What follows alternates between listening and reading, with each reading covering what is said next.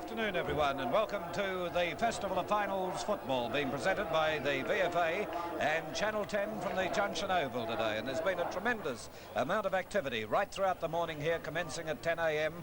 With the buskers, the bands and the ladies football, the seconds football. And at the moment we have the heats of the statewide sprint being run.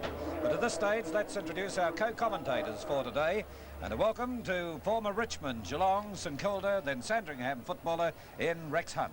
Thank you very much, Phil, and good evening to the viewers. And what a great day for VFA football, Phil. We've only got the one change in the Port Melbourne side at this stage. Greg Dermott, the star centre half-back, the interstate representative, failed a fitness test, and he'll be replaced by number 36, Chad Ban. So Chad Ban replacing Dermott, and Geelong West are all clear with no changes. And we'll be giving you full details on replacements in just a few moments. But right now, Harold Martin, the coach of the successful Coburg side this year. Looking forward to a great game today, Harold? Yes, I am looking forward to it, Phil, because we'll be playing next week and I'll be having a close look to see how both sides are performing. But it's a fine day here, and although it's a little bit windy, I think the crowd's going to build up, and I'm sure both sides won't let the supporters down. All right, and to tell us something about the team statistically, Ian Gibbs. Well, statistically, you cannot go past Port Melbourne against Geelong West in today's first semi-final. So far this season, Port Melbourne have beaten every side in the Final Four, apart from Preston, who would have to be the favourites for this season's flag. Geelong West, on the other hand, have found their strength at home. They've won 8 out of their 9 games at home, the team beating them down there being Preston. And so far as away from their home ground, they've only won 3 out of 9. The two teams met twice this season and each one at home. In the first round played at Port Melbourne had a massive 126-point victory over Geelong West. Port Melbourne 29-19, 193. Geelong West 8-19, 67. The second round provided a more interesting game at Geelong West, where there was only 2 points in it. Geelong West coming out victors. Geelong West 2012, 132. Port Melbourne 2010, 130. All right, the young Roosters playing the experienced Boroughs here at the Junction Oval today in the first semi-final. And now let's cross down for the atmosphere in the Port Melbourne dressing room and to Rob Asprey. Thank you, Phil, and a very good afternoon, everyone. And it's my pleasure to be again associated with VFA football. Well, Port Melbourne and Gary Bryce have an incredible record. 2 seasons, 2 premierships. But Gary, this year, you finished 3rd in the finals. How do you feel about that? Well, we're 3rd at the moment, but the finals aren't over yet. Well, that's what I meant. Yeah, well, we've still got a chance. We have to win today and then watch the other 2 sides have it out and then see what happens from there. Are you concerned about being 3rd? Does that suggest that you have slipped after being on top for the last 2 years? Well, I guess it does indicate that, but that doesn't mean that we can't still be up there this year. I think that all we need is a bit more consistent performances from the whole side. We have lost 5 games this year, but 3 of those have been a goal, and a couple of them we really shouldn't have lost. So had we not lost, then we would have been 2nd. Probably a little bit of an inexperience because we have quite a few new players in the side. But I guess that's making excuses. At the moment, we're the 3rd best side, but we're out to prove that we're a lot better than that. Big rumour going around that there's a change to your lineup. Can you tell us what it is? Well, Greg Dermott, who had a bad injury last week, has had to pull out of the side. That's a pity. It is. He's a player that we'll sadly miss, but I'm sure the guy that comes in to take his place will do the job. Who is it? Well, we've got 3 interchange players, so one of them comes into the side. You're doing your job in the media very well, aren't you? You've learned something, I'd say. Well, very cagey. Not as much as you, Rob, but a few tricks, yeah.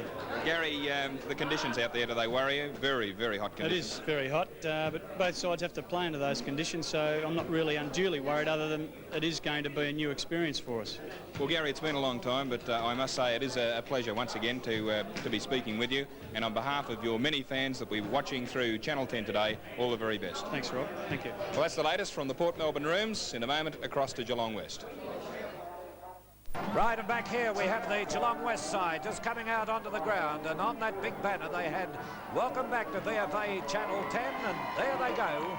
Geelong West moving out for the start of the big game here today, and of course the banner done by the Geelong West supporters there. We're waiting on Port Melbourne to come out as the Yarraville and Footscray band playing the theme song of Geelong West. Port Melbourne to make their appearance in a moment or so, to be led onto the ground by Gary Bryce. crowd starting to build up here. There's been a great deal of activity, as I mentioned earlier, in the Festival of Finals football here. We had an exhibition of women's Australian rules football earlier in the day, a parade of clowns and buskers, music by the Junction Jazz Band, and here's Port Melbourne and Gary Bryce.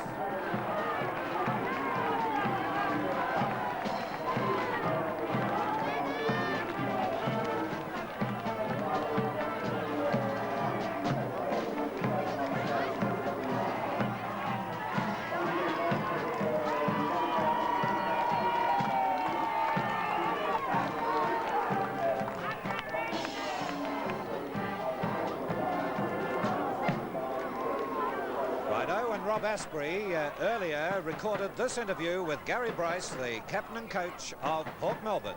It would be fair to say that the big improvers this year have been Geelong West, and one man responsible for that improvement is the coach, Gary Hamer.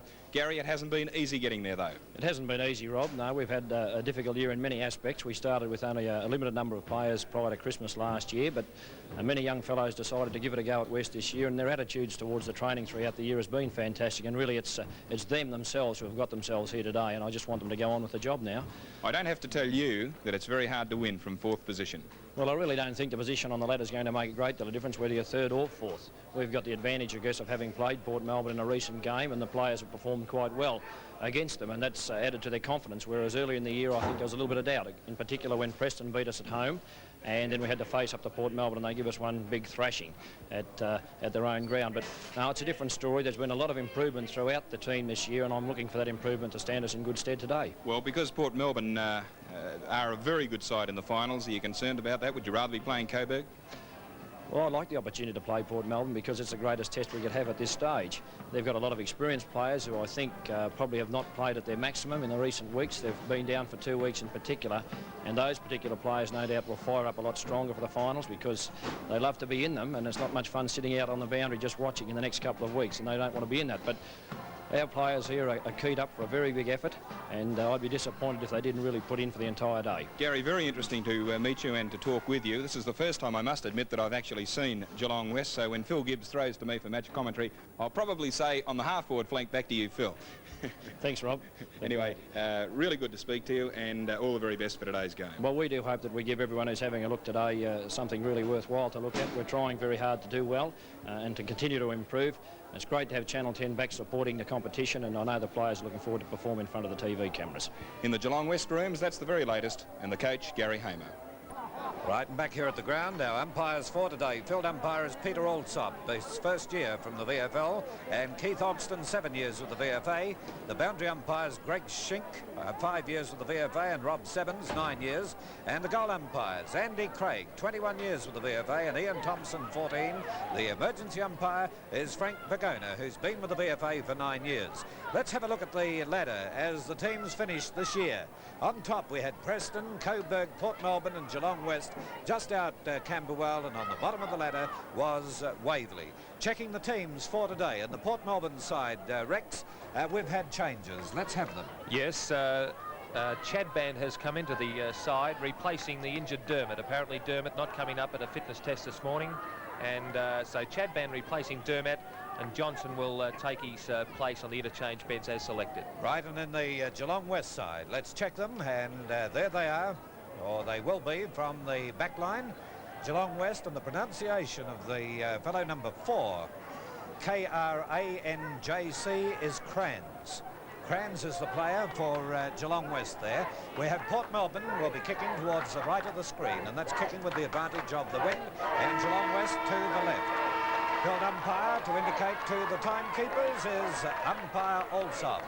And here we are, ready for the bounce in the First Division first semi-final, and the big knockout there, coming away from Tawney, kicked up towards the centre-half forward position, or centre-half back position, and it will be Crans, the player I mentioned a moment ago, to come in and gain possession for Geelong West. He plays it out towards the half-back flank, comes through towards Tawney, and Tawney with a pass, it goes out towards the boundary line, and here's the opportunity for Wilkinson to get it across towards Swan, who's well down from the centre for Port Melbourne. Swan with a shot for goal, and you see the result of 1 point only. So there's the first score of the match, approximately 20 seconds after the commencement of play. have the kickoff coming from Beaton, the full-back of Geelong West, out towards the half-back line. And the mark has been taken by Dallas. Dallas with a pass across here to Gibson. Gibson now back to Dallas. Dallas looking for teammate in Woodward. Woodard now is trying to gain control. And you see the result. Over the line, forced over by Glenn Robertson of Port Melbourne. Robertson from the centre wing with the ball to be put into play. Bit of jostling going on. He's going well, Tawney, in the ruck as he got that down, but will be taken away by Kavanagh. Kavanagh towards the half-forward line.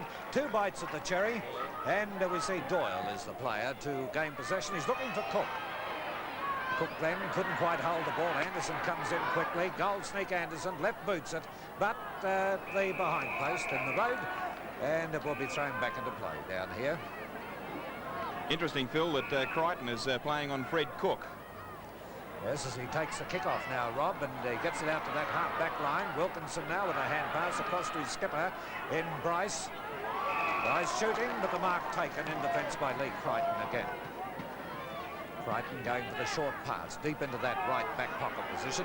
A little bit of fumbling going on down there, but it's Brown, the captain of Geelong West, to gain possession to the half-back line, and he'll take his time too out here in Taylor. Taylor wide of centre-half, back to the wing. Teammate coming in is Beaton. Beaton has the chance to put it right to that forward zone, into the pocket. There's Radojevic out there, being closely pursued by Robertson. And the umpire blowing the whistle, and I can hear the Geelong bench saying, "Well done, Joe," as he's in the right forward pocket on a very acute angle. Now, the wind will have more of a tendency, Rex Hunt, to drag this away from the goals, won't it? Yeah, it's just going to be a very, very tricky shot because the wind is blowing straight to his face, but the advantage, Phil, is that he's a true left footer, and in actual fact he's on his right side. And 1 behind is the result, so both scores even. Harold Martin, how do you think that started off? Well, Swan was in the game early, Phil. He picked up 2 or 3 early kicks, and he's a very dangerous player, but Geelong West can keep moving this ball into the wind, particularly with handball, and keep it down low. They're a very good chance. Although when it gets down past that half-forward line going towards the lake end, it is pretty well protected from the wind there, isn't it? That's true, Phil, yes. All right, the ball has disappeared down here, so another one will come out. We'll be giving you the statewide sprint too at half-time here today. Not only the richest 400 metres in the world, but the longest sprint over 400 metres. There goes the kick-off towards the half-back line. Having the opportunity to get it then was Thompson. He couldn't gain possession. And a lot of scrambling football going on out there as we see Taylor getting away with it. It's high in the air. No one able to control it. And here's the chance now as we have the little fellow coming through. The rover of Geelong West, and Eddie. He couldn't break away, and the umpire blowing the whistle has given the free kick to Davies. Been around the Port Melbourne side for a while. Davies gets it wide at the centre. Bryce tapping it across. Swan has the chance to bear in on it. Offloaded there, but passes out beautifully, Swan. And there's the kick ending up by Kavanagh towards Bryce at centre half forward. Bryce nearly held the ball, or does the umpire say he did? Says he did, and the free kick will be taken by Woodard. Woodard now to the wing on the outer side, looking for the big fellows out there, and it'll be a free kick taken by Geelong West. And it's Brown. Brown from the outer wing. Move in. Not a bad kick either. Got it a bit high for being against the wind, but they're going well, Geelong West, as it ends up on that half-forward line. Nice pass coming from Cole as he got it across the centre half forward, and Radojevic led out well. Radojevic a long way out from goal. Now we're having a good look at this. You'll see whether it goes offline or not. That camera down the lake end, it's well offline. Look at that. And the throw-in will be effective. Not out on the full. The ruckmen set themselves again at the lake end of the ground. 7 marks to 1 in Geelong West's favour, so they're winning well in the air. And there's a mark. I think it travelled the right distance. Eddie was the player to put it up there, but the umpire had called play on. And the free kick will go Port Melbourne's way. Could be a 15-metre penalty too, with a bit of shoving going on. Yes, he's applied the penalty. And this will be Davies to put it back towards the centre of the ground. Hall is the player with a hand pass wide, and it's kicked up now towards that half-forward line, and the mark being taken in defence by Woodard. Woodard now of Geelong West got it across to Crans. Crans wide out towards the half-back line. Brown is the player battling away with it out there. Moving in to try and assist is Curran. But the umpire has given a free. Billy Swan passing it back. There it goes from Thompson up towards the centre forward zone. Little Avea coming in, left foots it, looking for Cook. But in front of Cook is Crichton. Crichton with his kick to the half-back line on the outer side of the ground. Swan, who is a long way from the centre, tried to move in to gain control, but it had beaten him over the line. So play has been in progress, a total of 5 minutes. Here's Rex Hunt. Right, it's going to be Hall versus Tawney at the throw-in, and Tawney getting to the front, but Hall from behind gets it down, looking for his team player there in Kavanagh. Kavanagh swings it around towards centre half forward, but chipping in nicely for Geelong West is Woodard, trying to make a pack. Finally, it's trying to be knocked on by the Geelong West players. In actual fact, the free kick is coming out, and it looks like Cole. So he gets the ball towards the centre position. It's gone, in fact, right into the centre half forward position. Here's Chadband leading in the race for the ball. He's smothered beautifully there by the Geelong West player in King. But finally, Chadband gets it nicely now across to Bradbury. And the left-footed full-back can get it into the centre of the ground looking for Billy Swan. Here's the Billy Swan, the star centre man, getting it down towards Doyle. And Doyle at centre half forward has taken a nice mark. And around about 40 metres out, not much of an angle. And Doyle now has a chance to put the first goal on the board for Port Melbourne. Coming up to 7 minutes into this first term, and Doyle taking plenty of time. He's going to kick a drop punt, there's no doubt about that. And he's placed it onto his boot nicely, but the goal umpire's going too far across for mine, and that's a bad miss for Port Melbourne with the aid of this breeze. So they're now 2 behinds, 2 points, and Geelong West one behind 1 point. Crichton is the vice-captain of Geelong West, and he's going to favour the outer side of the ground and kick a torpedo punt, which is holding up in the wind. Perhaps at that stage a drop punt might have been better. Hall is in possession now and sees Wilkinson running around towards the centre half forward position. He's kicking in towards Cook.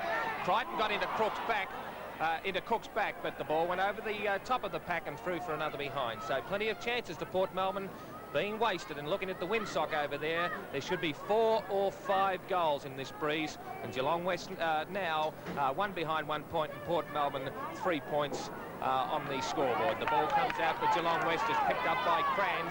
He's taken a bounce and can take another bounce. That's 3 bounces he's had now. Make that 4 bounces. 1 more makes 5. He's had 6 bounces and has gone from the half-back flank up towards the half-forward flank looking for Radonjevic. But unfortunately for him, the ball's gone over the boundary line, and there's a little bit of a tussle back on play there, Phil. Have a look at this. This usually happens in a final, Rex. Usually happens before this, really. We're a total of 8 minutes into the game. Harold Martin, you can tell us about those things. I've changed since I played, Phil. I don't get involved in that sort of thing anymore. I don't know what he used to rough him up a bit early, Rex, didn't he? He sure did. It's King versus Chadband, and over the back was beaten, but the ball came down nicely in the area of Davies for Port Melbourne. He's put the pressure on by Taylor, but it finally comes out to... it looked like Kavanagh down there. Got it into the centre of the ground towards Curran. Curran towards Doyle again. If he's good enough, he can take 2 grabs, but he's picks it up nicely. Shoots into towards Cook. Cook drops a mark that he should have taken, Freddie Cook. And the crowd love every minute of that. Their star full forward missing an easy mark, but Crichton's putting plenty of pressure on, and now Port Melbourne 4 behinds, 4 points to Geelong West, 1 behind 1 point. Right, and here's Crichton taking the kick-off towards the half-back line. Gary Bryce going up in front, tried to take the mark. Also in there was Kavanagh, who couldn't get away. And this is the chance for Geelong West through Burnett. Burnett getting it across to Gibson. Gibson with a long kick down towards the centre forward zone. Bradbury came in on the ball, couldn't handle it at all. Radonjevic screws it around, and this is the big chance for Geelong West as the big fellow tried to get it over his head in King, but eventually it ends up with the player Robertson, the full-back of Port Melbourne, to Wilkinson, and Wilkinson coming around the boundary line to Kavanagh, and Kavanagh from the stand side of the ground towards the half-forward line. Player to take the mark here was Woodard. Woodard doing pretty well in defence. Evans. He gets his kick in now across the centre towards the half-forward line, and Geelong West doing it well with Beaton taking the mark at the centre half-forward zone. He's looking for Radojevic, who comes out, tries to get beside his opponent, but the mark has been taken by Robertson, the full-back of Port Melbourne. No, Bradbury it is. So Bradbury now, with his kick towards that half-forward line, comes through to Thompson. Thompson with a further hand pass.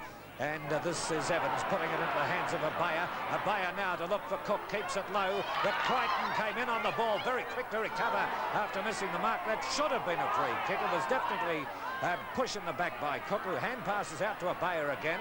Will he try a pass or go for the kick? It's high in the air, won't get the direction at all. Good mark. That was a good one by Crichton. I think he's doing particularly well, Harold. Yes, he's he seems a bit more mobile than Fred at this stage, Phil, but you can't underestimate Fred Cook. Rob Asprey. That's Crichton now, relieving the pressure, gets the ball to Burnett, one of the smallest players on the field. Back to Crichton. Crichton now across towards the centre of the ground, the outer side of the ground, in fact, caught by the wind, and a good mark there to Swan. Port Melbourne kicking with the assistance of, I'd say, about a 4-goal breeze. We'll wait and see at half-time just what that breeze is. Right in towards the centre half-forward position. Waiting behind was Wilkinson, very slow. He's been grabbed. Play on, says the umpire. Across now, and a chance there.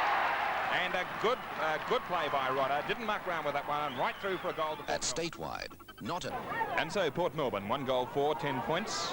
Geelong West, 1 straight behind. And they go into attack again. Picked up by Wilkinson. Oh, not a good kick.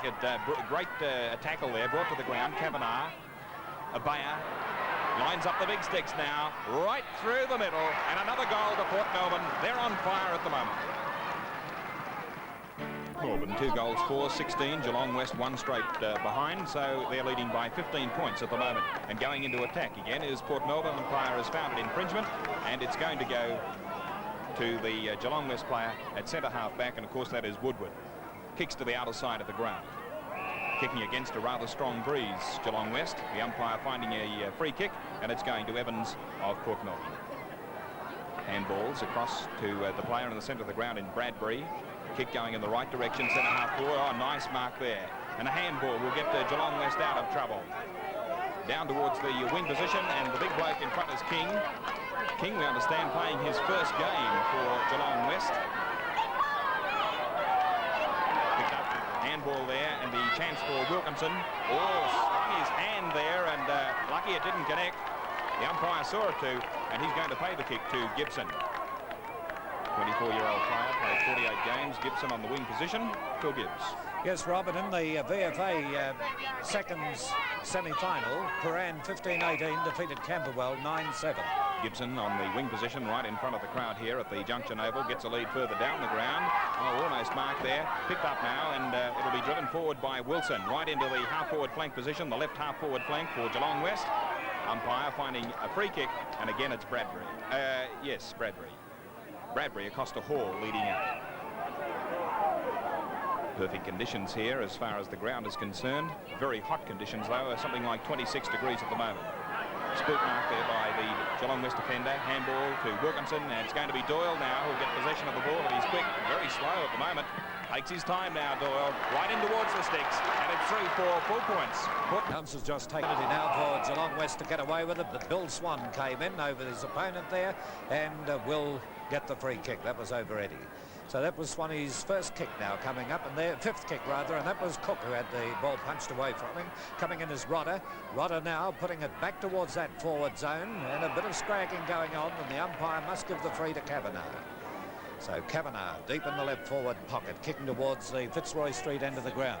Kavanagh's 7th kick coming up. He's played back upfield to Wilkinson, and Wilkinson with the wind behind him. Only about 50 metres out from goal, should be able to float it up, but he's decided to go for the short pass again. Anderson, who sneaks around that half-forward line, a valuable player for the Port Melbourne side, has possession on a 45-degree angle towards the Fitzroy Street end of the ground. They've been playing 16 and a half minutes.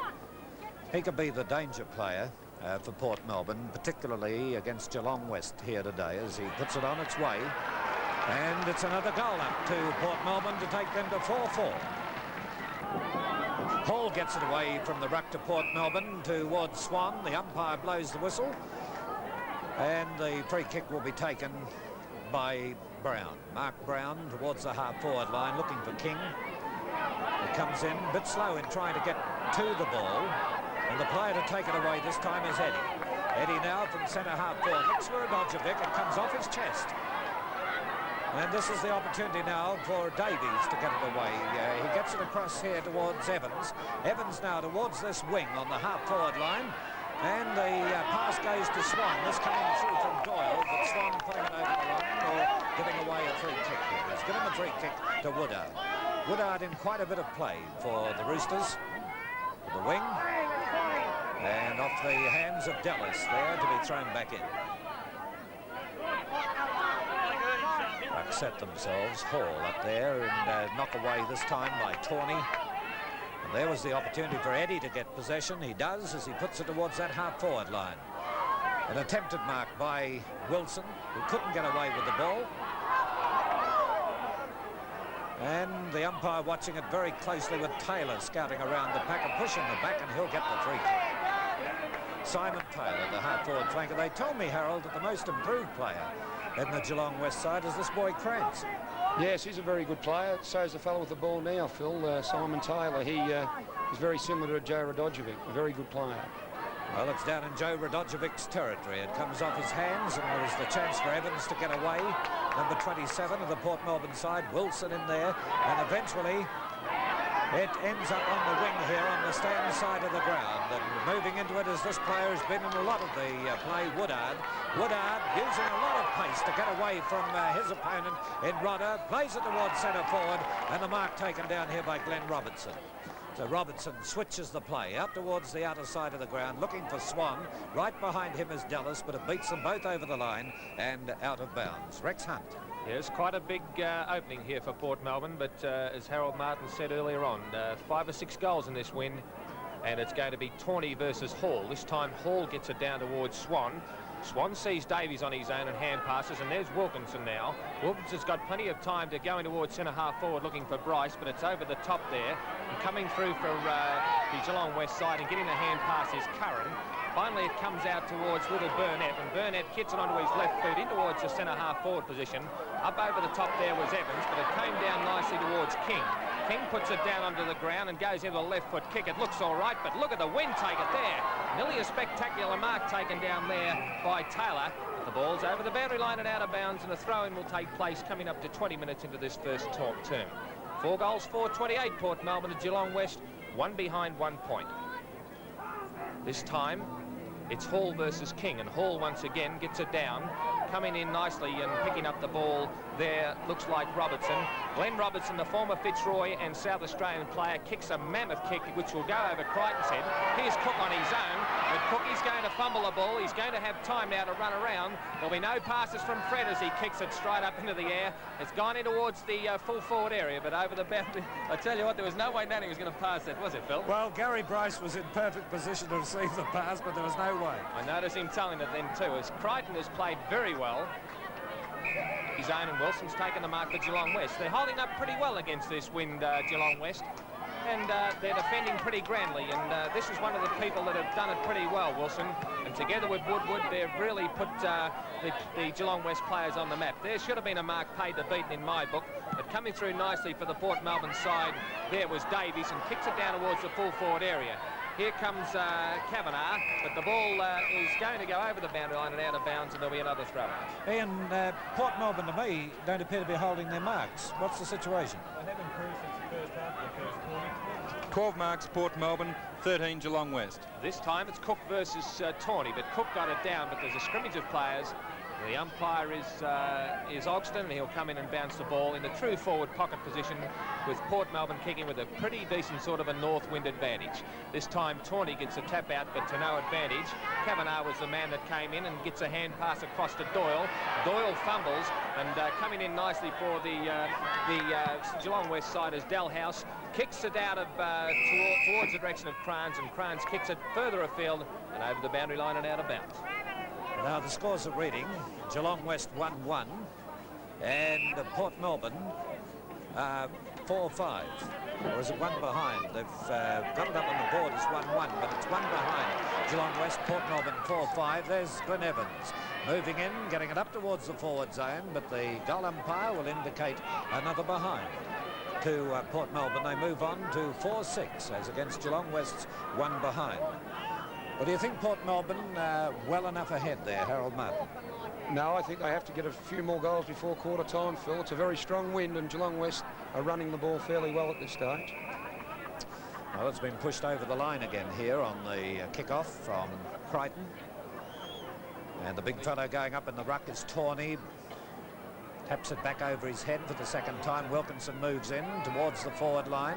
Crichton waits for it. Bounces on his head after going through the hands. But the umpires, as it was already out on the full, so he'll get that free down there in the right back pocket at the Fitzroy Street end of the ground. Play has been in progress a total of 23 minutes into the first quarter. And here goes the kick to that half-back line. And staying there was Wilkinson with a hand pass across to Evans. Evans, Swan it is. Swan towards that centre-forward zone. And here's Cook coming out, tapping it away now from his opponent, going towards the boundary line with it, but gets it back in the direction of his teammate in Rodder, who can't break away, and eventually with Bryce coming in, it goes over the line and out.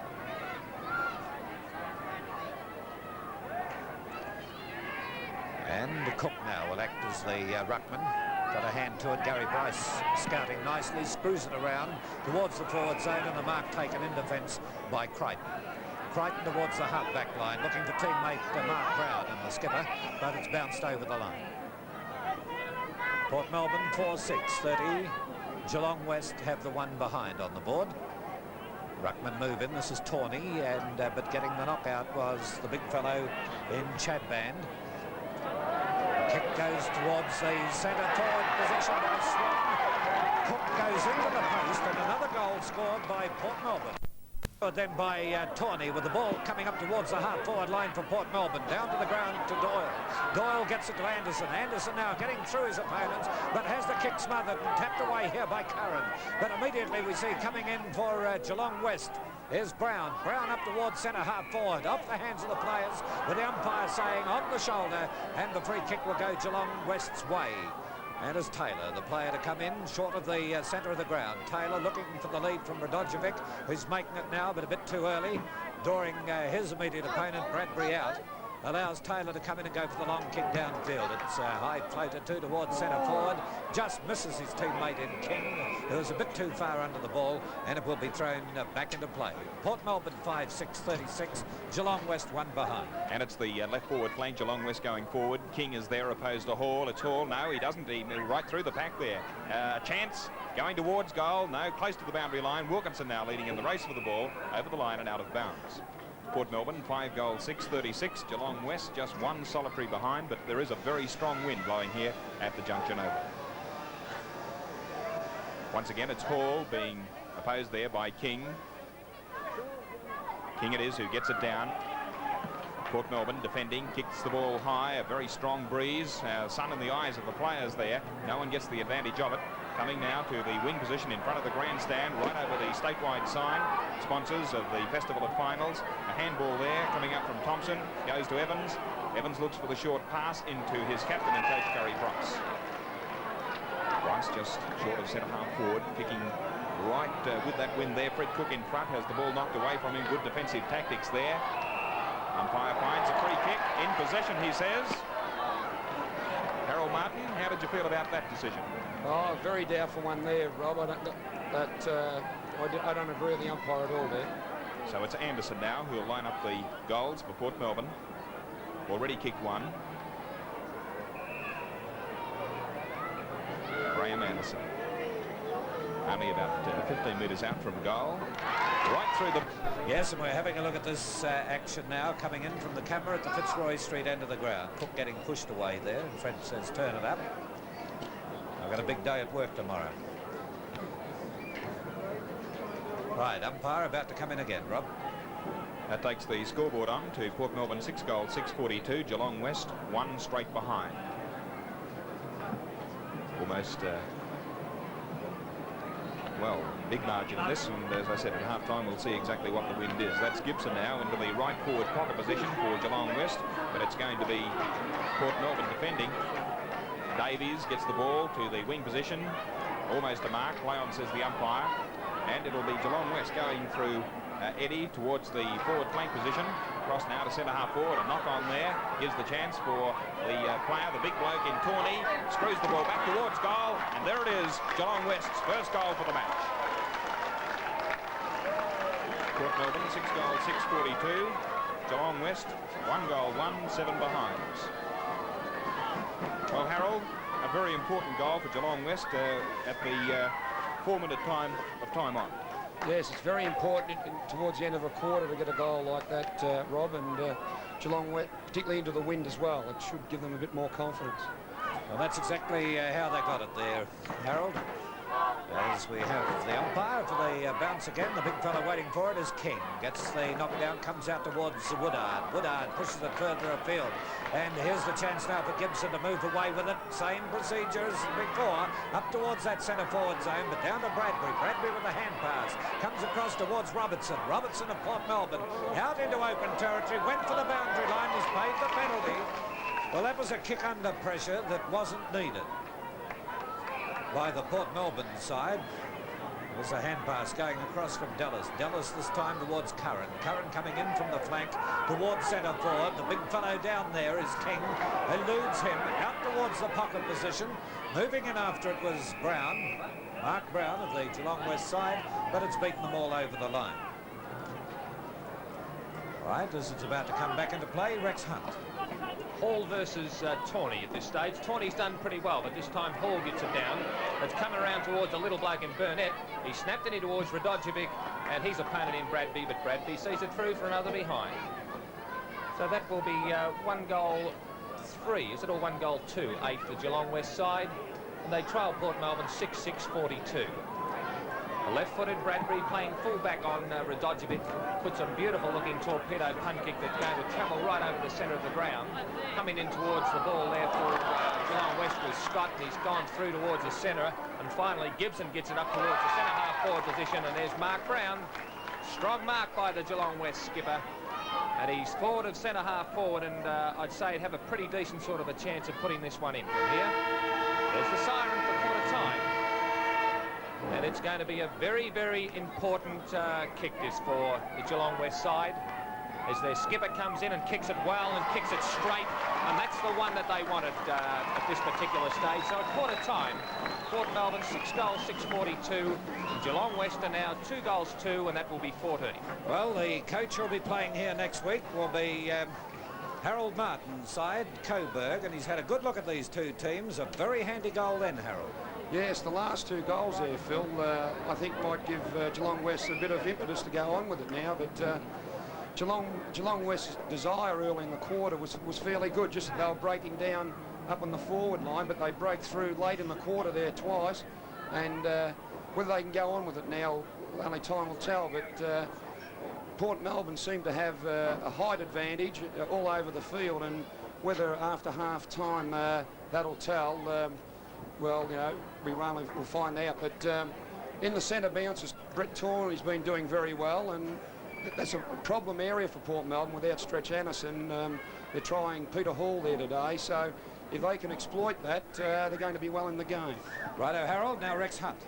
Yes, well, the game's evenly poised, although on the scoreboard it doesn't look that way, but Geelong West have put a big effort into defending in this particular quarter, and let's hope they don't forget that they really have to attack at this stage.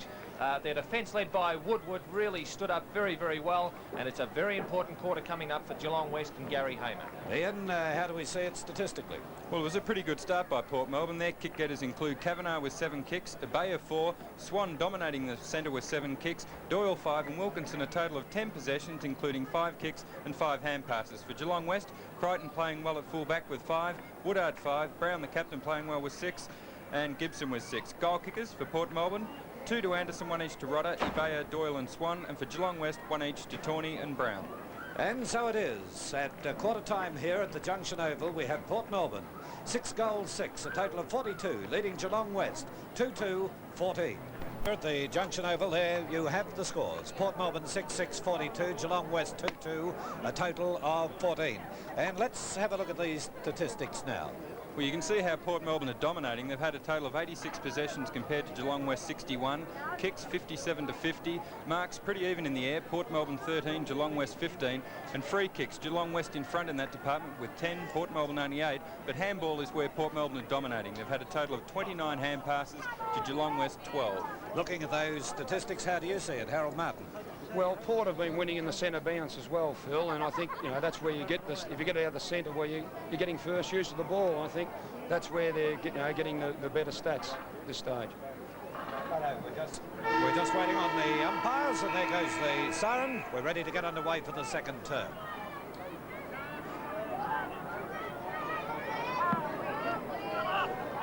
And there it is, being pushed over the head of Dallas. He gets it back into the centre, but Swan taking possession, and Swan immediately into attack towards that centre forward zone. Cook not doing so well against Crichton, couldn't gain possession, and Wilkinson going after it there, number 15 for Port Melbourne. It eludes him to go over the line.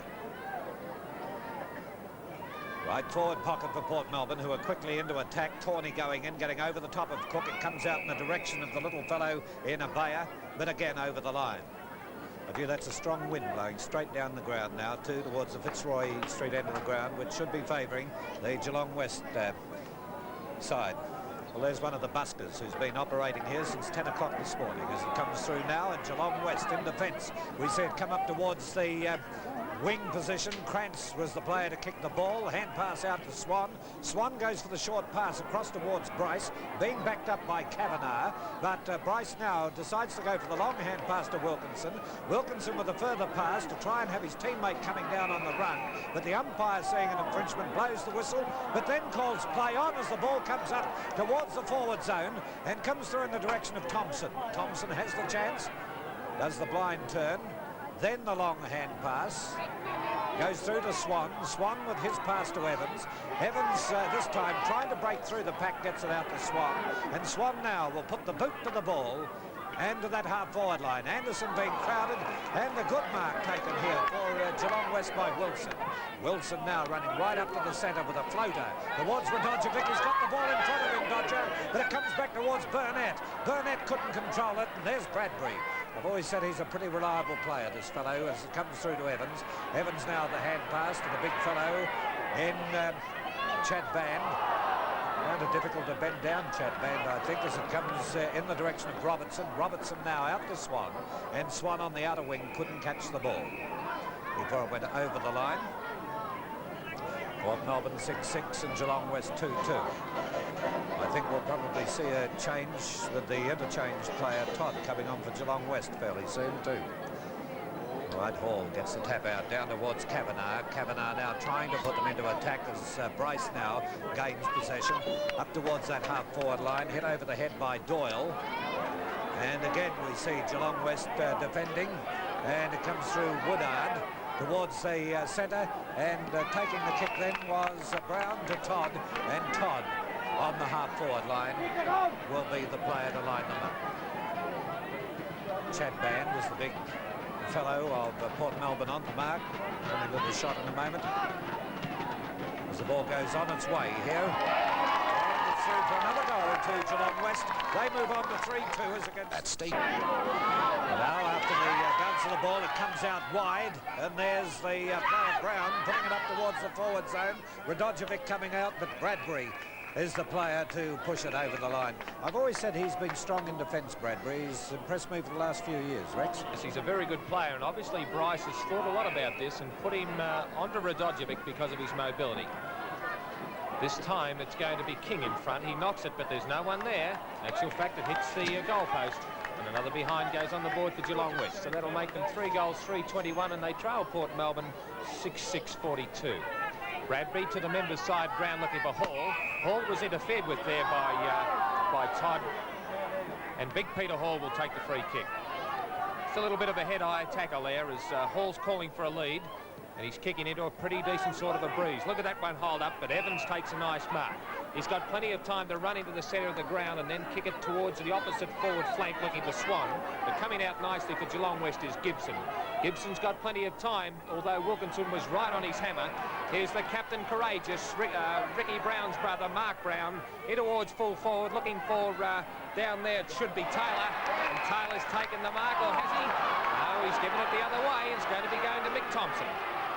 Rugged Mick, the Port Melbourne flyer at the true fullback position, taking the mark off the top of the pack, and he's going to go to the outer side of the ground and kick it very, very poorly at this stage.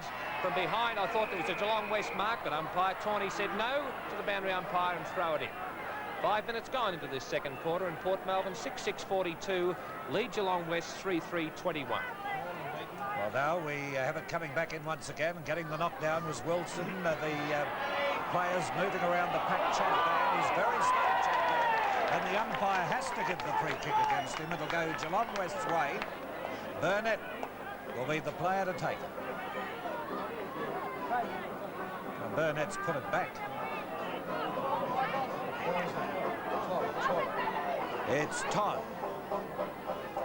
Burnett passed it back to Todd, and Todd now from about 30 metres out on a slight angle puts it on its way. It's offline. And one behind is the result to take Geelong West on the 3 goals 4, Port Melbourne on 6 goals 6. Bradbury will be the Port Melbourne player to take the kick-off at the 6-minute mark into the second quarter. And certainly Port Melbourne are not having it all their own way, and contrary to the report in the press last night of 500 to 1, there's certainly not those odds, as we have Davies put it out to the wing, and it was Wilkinson going in to try and gain possession before it went over the line. The crowd still being entertained by these buskers down here and entertained by the football out in the field. As it comes back in, Hall up in the ruck with his immediate opponent in Tawney, comes out towards Billy Swan, who couldn't break away. Swan, who polled so well in the Liston Trophy voting, being up at the top in a triple dead heat.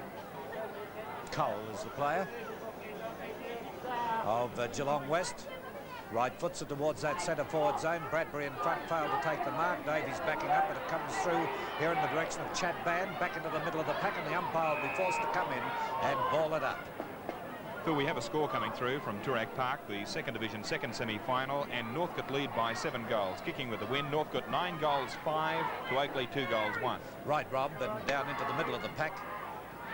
Rodder tried to get out, but Wilkinson gets it. He passes it across to Robertson, and Robertson going right upfield now, using quite a bit of pace here. Gets the right foot kick in, swings it out towards Bryce. Bryce cleverly tapped it back over his head towards Anderson. He sighted Anderson coming through there, as he now, with a bit of pace, sends it up towards that half-forward line, but Bryce was the player who went up. Kranz is the player coming in to gain possession.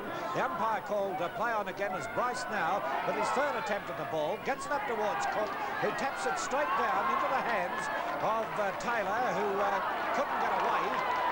And eventually we see Geelong West clearing right around the half-back line on the stand side of the ground. And a good play then by Nigel Cole, as Cole sends it to Radojevic, and Radojevic coming in pulls in the mark about 30 metres out from goal right in front. Well, they're applying good pressure here, Geelong West.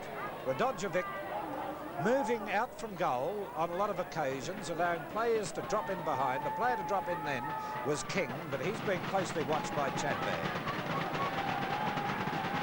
Now Radojevic guides it on its way. It's going to be close, this one, but it'll be through, and Geelong West for Port Melbourne will pick up who's come on.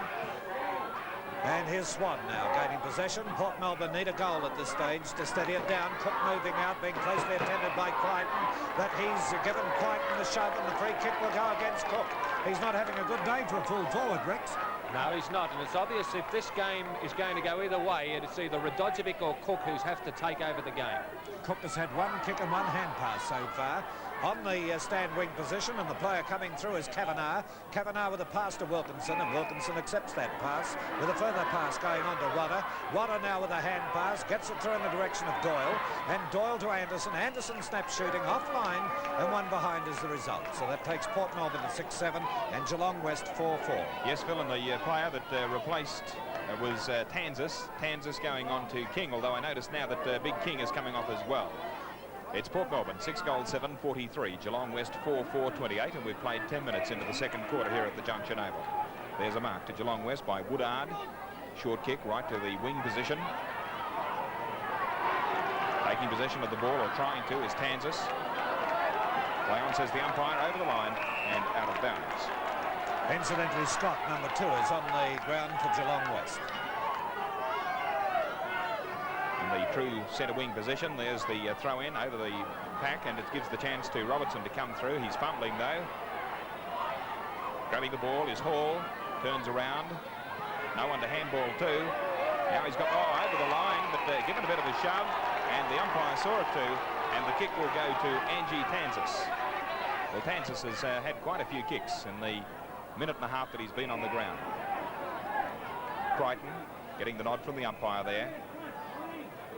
Crichton, the vice-captain, playing his 50th game today for Geelong West. And this is his 7th kick for the match.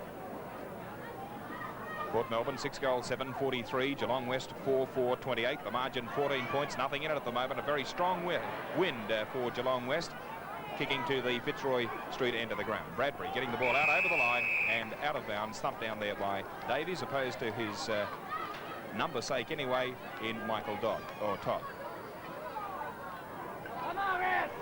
There's the throw-in. The big men jockey for position. Tawney getting the position there, knocks it down, but it's been sharked by Port Melbourne, and across to Swan. Swan takes the mark. Immediately plays on, heads towards centre half forward, sets the ball up high. It'll be held up there by a very strong wind. No one can get the mark. Geelong West defending for the moment, getting themselves, well, no, not defending, heading forward, and that's Radojevic coming out and taking the mark.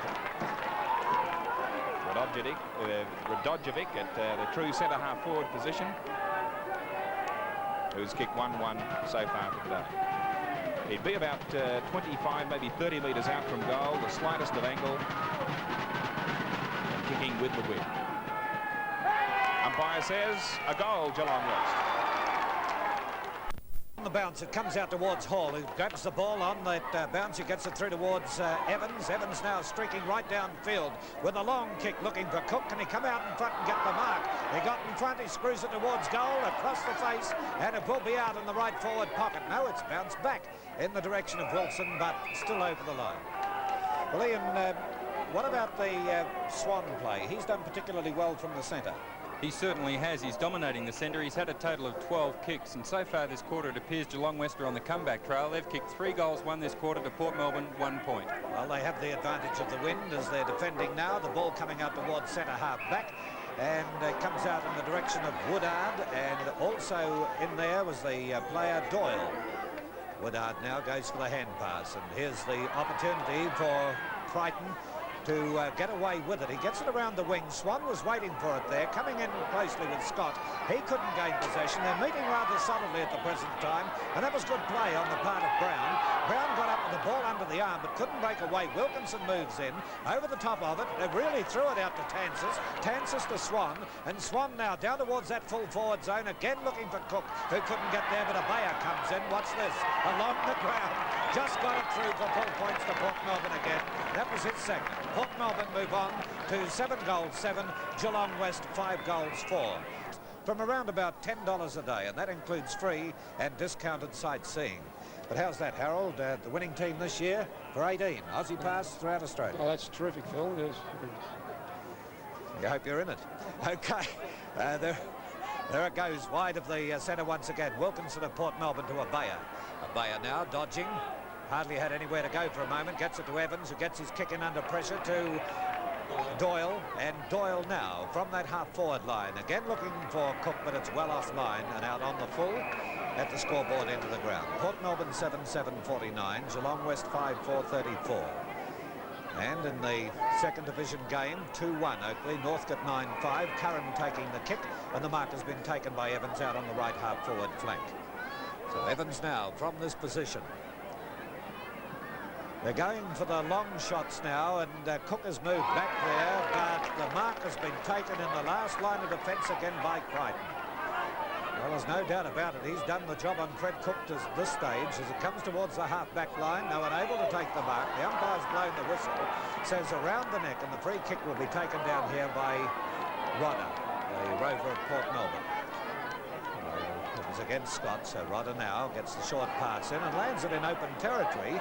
Punch back down here when players should be grabbing it. It comes through here towards a Bayer towards the forward zone, and Anderson sneaking in there again in the left forward pocket has taken that mark only about 25-30 metres out from goal. On an angle, and he's kicked 2 goals, 1 so far.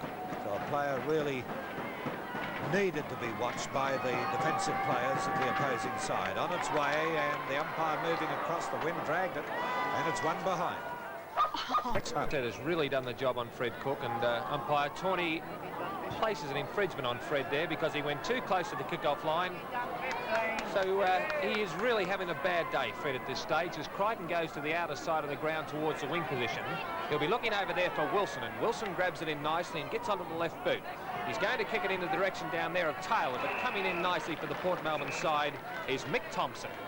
Rugged Mick with the socks down in the first minute of the game has played pretty well and tries a short pass, but it's a shocker, and it's picked up there by Dalhouse. Dalhouse, the half-forward flanker for Geelong West, is in fact right on the half-forward flank on the boundary line. There's a lead coming out there from Scott, but he's gone long in towards the full-forward position. The flyer from behind was beaten. He's infringed, said umpire Tawney.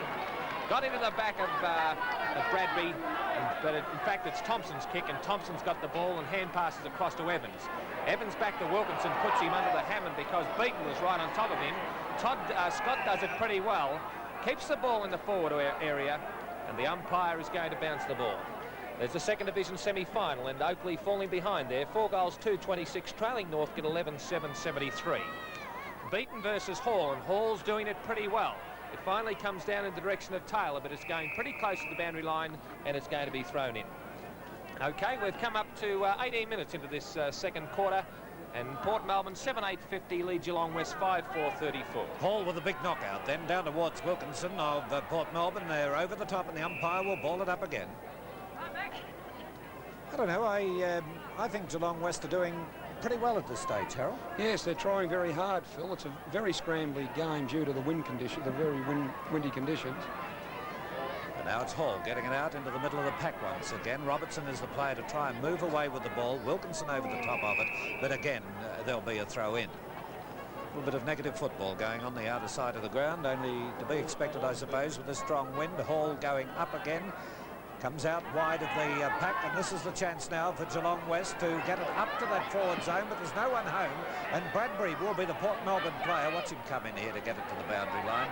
It's Radojevic with him, but Bradbury, an excellent defensive player for Port Melbourne, left foots it towards the wing, and the little fellow comes in, Rodder, and the umpire has given a free kick. Did you see it that way, Harold Martin?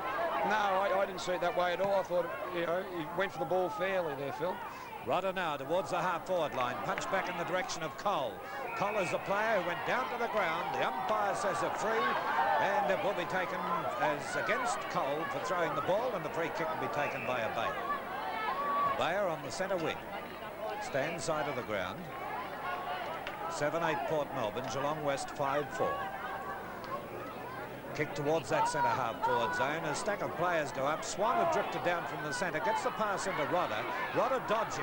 Under pressure. Passes back. It goes into the hands of Tawney. But in the meantime, the umpire's been blowing the whistle, and the free kick Geelong West's way again. Curran is the player to defend. He gets it short of the centre. Todd was to come in, but it goes through in the direction of Robertson. Robertson to Evans. Evans now back in towards the centre of the ground. Robertson to a Bayer being tackled. The ball goes up to Bryce. Bryce taps it further afield. So also does Doyle. Doyle now towards that centre forward zone. But again, Curran gets it across in the direction of Cole. Cole high in the air towards that centre wing. And the umpire down there is blowing the whistle, and there will be a free kick to Dallas. Dallas now waiting for that ball moves down towards the half-back line. Looks more like a soccer player back on. Here's a replay of it. You'll see it all happening again. As it goes over. Dalhouse now towards the right half-forward flank. Through the pack, the umpire getting a little bit technical at the moment, I feel, Harold. Yes, I better be careful what I say about the umpires, Phil, because we might have him next week. But you might have to say, I don't think you'll have to say once, will you? We had that particular umpire last week. Well, be careful. Anderson now took that pass from Hall just short of the centre of the ground. So Anderson was all over the field, playing an excellent game. His 7th kick coming in towards the half-forward line. A rise high for it, tapped wide of the pack, and the little fellow is Wadder. Fair-headed player of Port Melbourne, still pursuing the ball, but it's forced over the line for the throw-in. Scores reading, Port Melbourne 7-8, 50, Geelong West 5-4, 34. Rob Askew. 21 minutes into the second quarter, and it's Anderson who takes the ball from the pack, kicks it high to the left forward proper position, and it's Geelong West coming out defending through Crichton. This is his 10th kick. Crichton back towards the wing position. Tawney's there. Oh, edges out his player, balances the umpire, but he's found a kick now, an infringement there right over the top of the Port Melbourne player, and he'll take the free kick. Angie Tanchas. He's done well since he's come on. Back towards the left forward flank position for Port Melbourne, kicking to the leg side of the ground. A Bayer, a short pass into Fred Cook all by himself, and he'll make no mistake about this one. Under pressure. That's his first goal for the match. Another for Port Melbourne. 3 goals. Port Melbourne 8 goals, 8.56. Geelong West 5-4-34, and we've played about 2 minutes short of time on. The ball on the outer. Oh, back into the centre of the position now. Robertson, he's been in a lot of things since the start of this quarter. Hall now taking the ball down towards centre half forward. Bit of a push and a shove there. The umpire didn't see it. Taking the ball coming out now is Woodard. The umpire finds a kick, and it's going to be taken by Crans. Gibson, the umpire says, gets it across to... no, this is Gibson here. Thank you, Harold Martin. Stick to your coaching. So the ball now is with Swan, across towards centre half forward. Knocked on there by the big man in Tawney.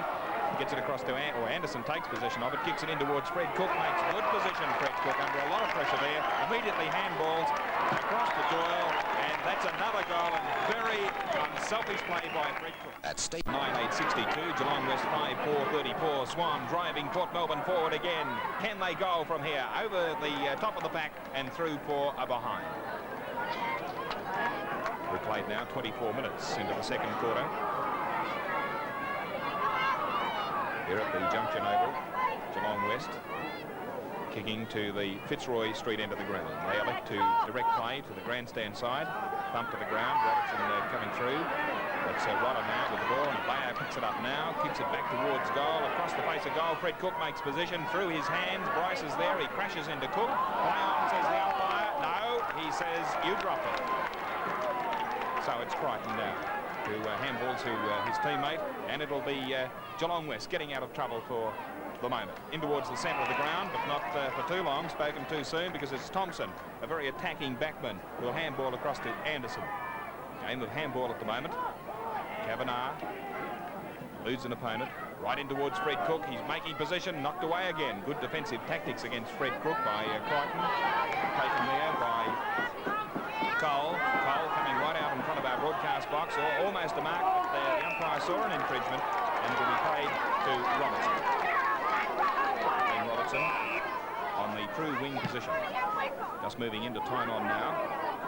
Port Melbourne 9-9-63, Geelong West 5-4-34, and quite a good game, despite the difference in scores. Woodard for Geelong West gets a lead, and the mark taken by Gibson.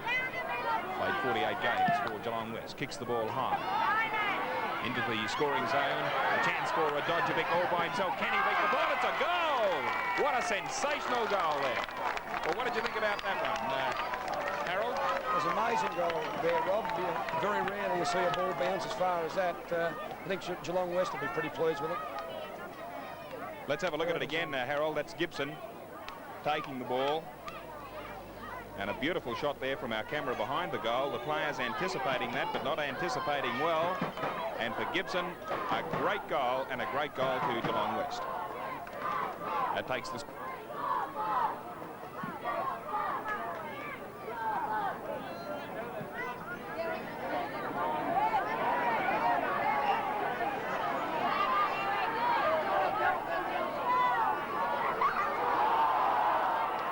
Caught with the ball there, brought to the ground, picked up by Anderson, in towards goal. A great opportunist is Anderson, and he's made no mistake about it this time.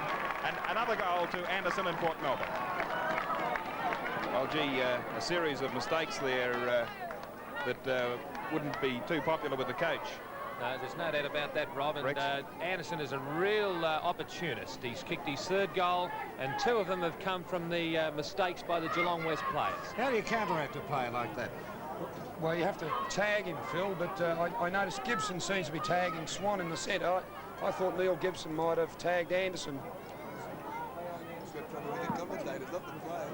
Right, on the bounce, it's knocked down to the ground once again, and Swan has the chance to come in, but the player moving up there was Todd of Geelong West. Umpire says it will be a ball out. Swan dragging himself up off the ground. Triple dead heat in the JJ Liston with Swan figuring on 20 points. Comes wide of the pack. Comes through in the direction of Brown, who couldn't break away with it, and the umpire will ball it up once again. Umpire also. The other umpire we have today is umpire Keith Ogston. Into the pack again, tapped out towards Gibson. Gibson has the chance now to put it right up forward. Radojevic moves out, and he was left unattended. Bradbury was waiting for his player up in front of him to move into that, and that allowed Radojevic to move out to take a good mark. Now, Radojevic is right at the true centre-half forward position, kicking with the wind behind him towards the Fitzroy Street end of the ground. He's kicked 2 so far. It's offline, this one. And it'll be the minor score of 1 behind going on the board. Takes them to 6-5. 41 to Port Melbourne's 10-9, a total of 69 as we're coming up to the 30-minute mark. Short pass from the full-back. And coming in to take it as Evans, a kick-off taken by Tansis then. It comes around the wing, off the hands of the players here towards the boundary line, with Todd, the player, putting it over the line eventually. Don't forget we have the statewide sprint at half-time. Norman Yem won his heat, so he'll be participating in that. There's Hall knocking it back over his head, looking for Wilkinson, who is ruck roving, and Wilkinson now left foots it up towards the half-forward line, looking for Rodder. Oh, nice mark as the ball was moving past him by Cole. K-O-L, Cole. Towards the half-forward line.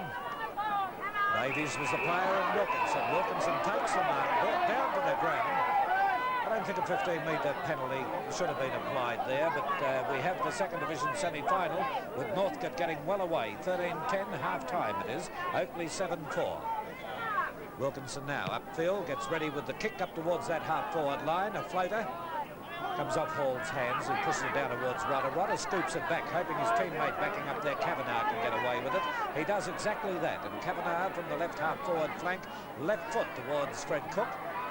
Cook then taps it back towards Anderson. Anderson on the part of Cook. Anderson puts it through for his 4th then, right on the siren for the half-time interval. Good bit of play there, and a lot of the credit must go to Fred Cook. I was just saying earlier there, Harold Martin, although Fred Cook hasn't scored many goals, if he gets criticised, he'll be able to say to the coach, well, I gave a couple of good ones away. Yes, well, he was down early, Phil, but he's definitely fought back in that quarter with the assistance of Bayer in particular, up on the forward line, and Graham Anderson. I think Bayer and Anderson, and with Cook, have been the players why Port Melbourne in front at half-time. Well, Harold, looking at the game now, you've seen the first 2 quarters, both of them having the chance to kick with the wind. Do you still see the outcome an easy Port Melbourne win? No, I don't. I think the wind a little bit, Phil's blowing across the ground. It might be a 3-goal wind favouring Geelong West in that quarter, but they're still not out of the game yet. The next quarter's the most important quarter, and Port Melbourne led Coburg last week by 5 at half-time, and the game of football's not over until the end, so don't write Geelong West off yet, but they'll find it very hard. Right, Rex Hunt, what do you think at this stage? Well, I think Port Melbourne are doing it on the bit, to coin a phrase, and Geelong West just can't match them in the physical department. Full marks to Geelong West and Radojevic because they're really putting in, but they're just a little bit too inexperienced at this stage. Right, and Ian, what does it say statistically? Well, Geelong West didn't do enough in that quarter. They only kicked 4 goals through to Port Melbourne 5 goals through, and they had such a wind with them. Port Melbourne kick getters, Swan dominating the game and the centre with 15 kicks, Kavanagh 11, Robertson 8 and Anderson 10. Geelong West, Brown 9, Woodard 8, Crichton 10, And goal kickers for Port Melbourne, Anderson 4, 3 coming from that quarter, 2 each to Abaya and Doyle, and 1 each to Rodder, Swan and Cook. And for Geelong West, 2 to Radojevic, and 1 each to Tawney, Brown, Todd and Gibson. Right, and just repeating here at half-time in the first semi-final, we have Port Melbourne 11-9-75, leading Geelong West 6-5-41. Statewide sprint coming up right after this break. 3 north of the Royal Melbourne Hospital. All the best to you, Norm, from the Port Melbourne side. Norm, of course, has been pretty ill over the last few years, and his name is synonymous with the Port Melbourne team. Tiger DeLang and Darky and the rest of them hope you're back for the next game if Port Melbourne are able to participate after today. So let's hope for your sake, Norm, that they can take it away. Ian, let's have a look at those statistics now, as you gave them just before half-time. From those statistics, it's pretty obvious that Geelong West just aren't doing enough. Port Melbourne, a total of 174 possessions to Geelong West 106. Kicks, Port Melbourne 111 to Geelong West 86. Geelong West still stronger in the air, however, with 30 marks, with Port Melbourne 26, and free kicks still pretty even, Port Melbourne 17, Geelong West 19. The next department is where Geelong West appear to be falling down. They've only managed to execute a total of 20 hand passes, Port Melbourne 63. Right, Ian, now Rex Hunt is here with me. Rex Hunt is here with me now, Ian. So, Rex, can you see Geelong West really winning this game? Only if they get their short game going during the third quarter, Phil.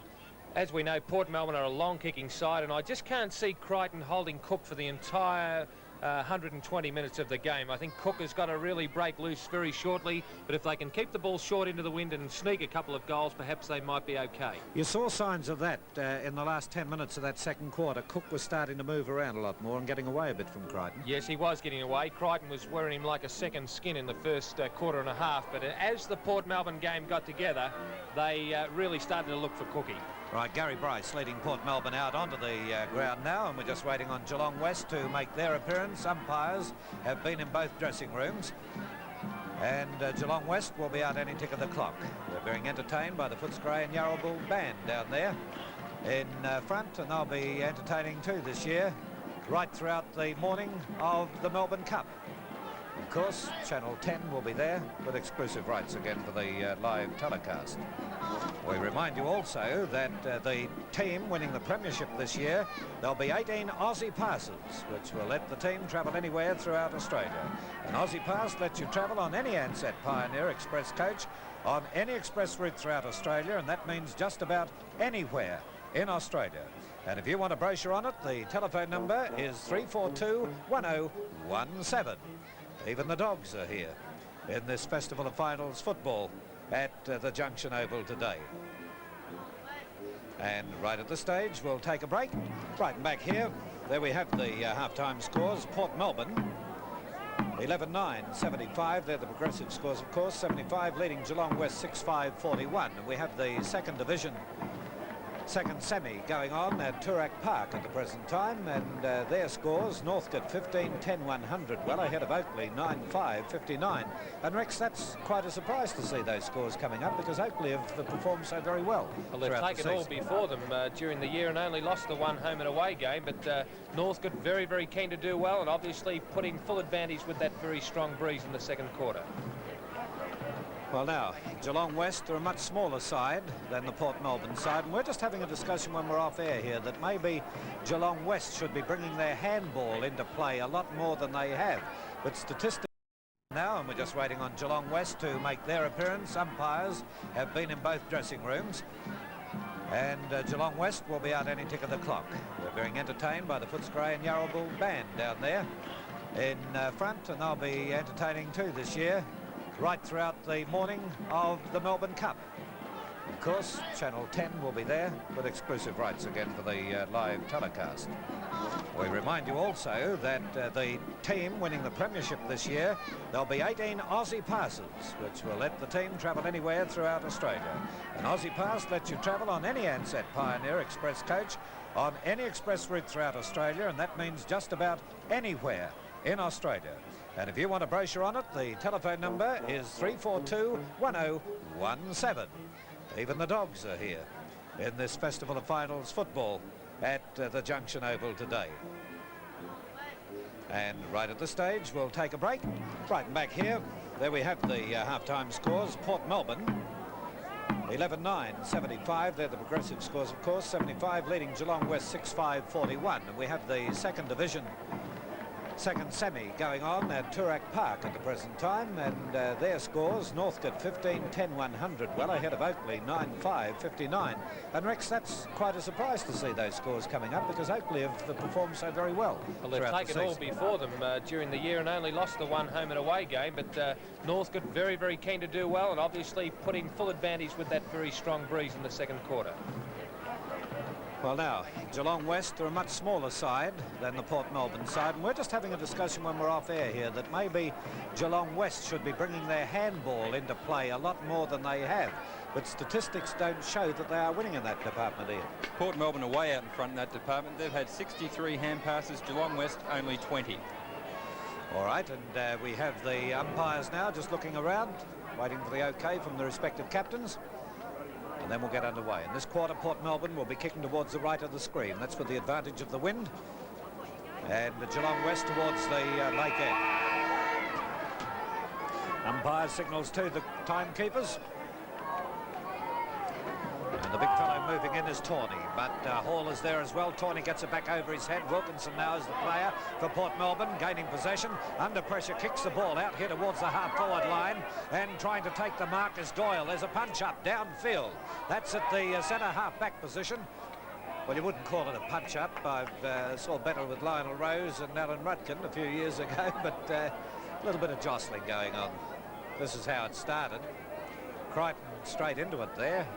Looks as though he's taken Robertson out for the night. Bang, that was a punch-up. As we have the ball now down in the right forward pocket, coming around here is Beaton.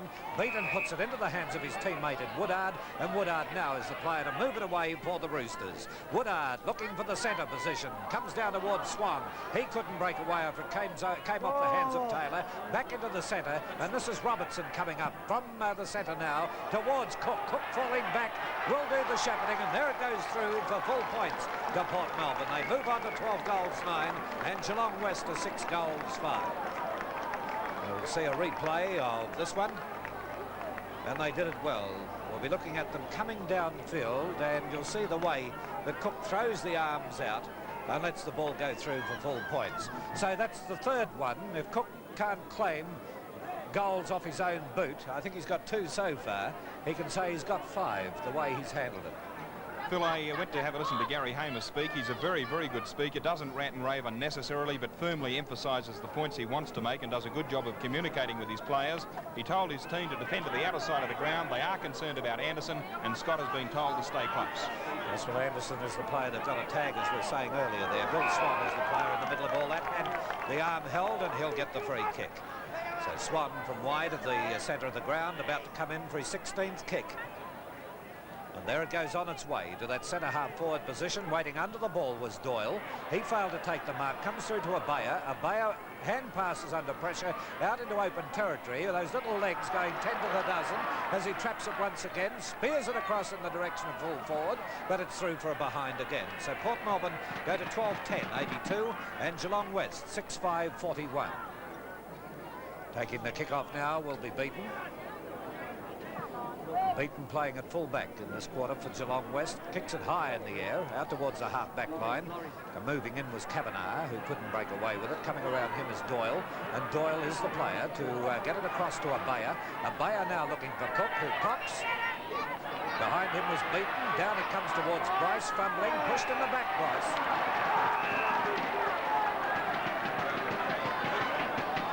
Well, I thought he was a bit fortunate there, Rex.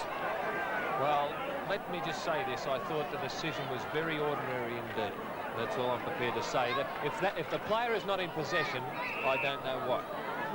Right, well, Bryce now moves in, guides it on its way, and it's through for another goal to Port Melbourne to take them to 13 goals 10, with Geelong West on 6 goals 5.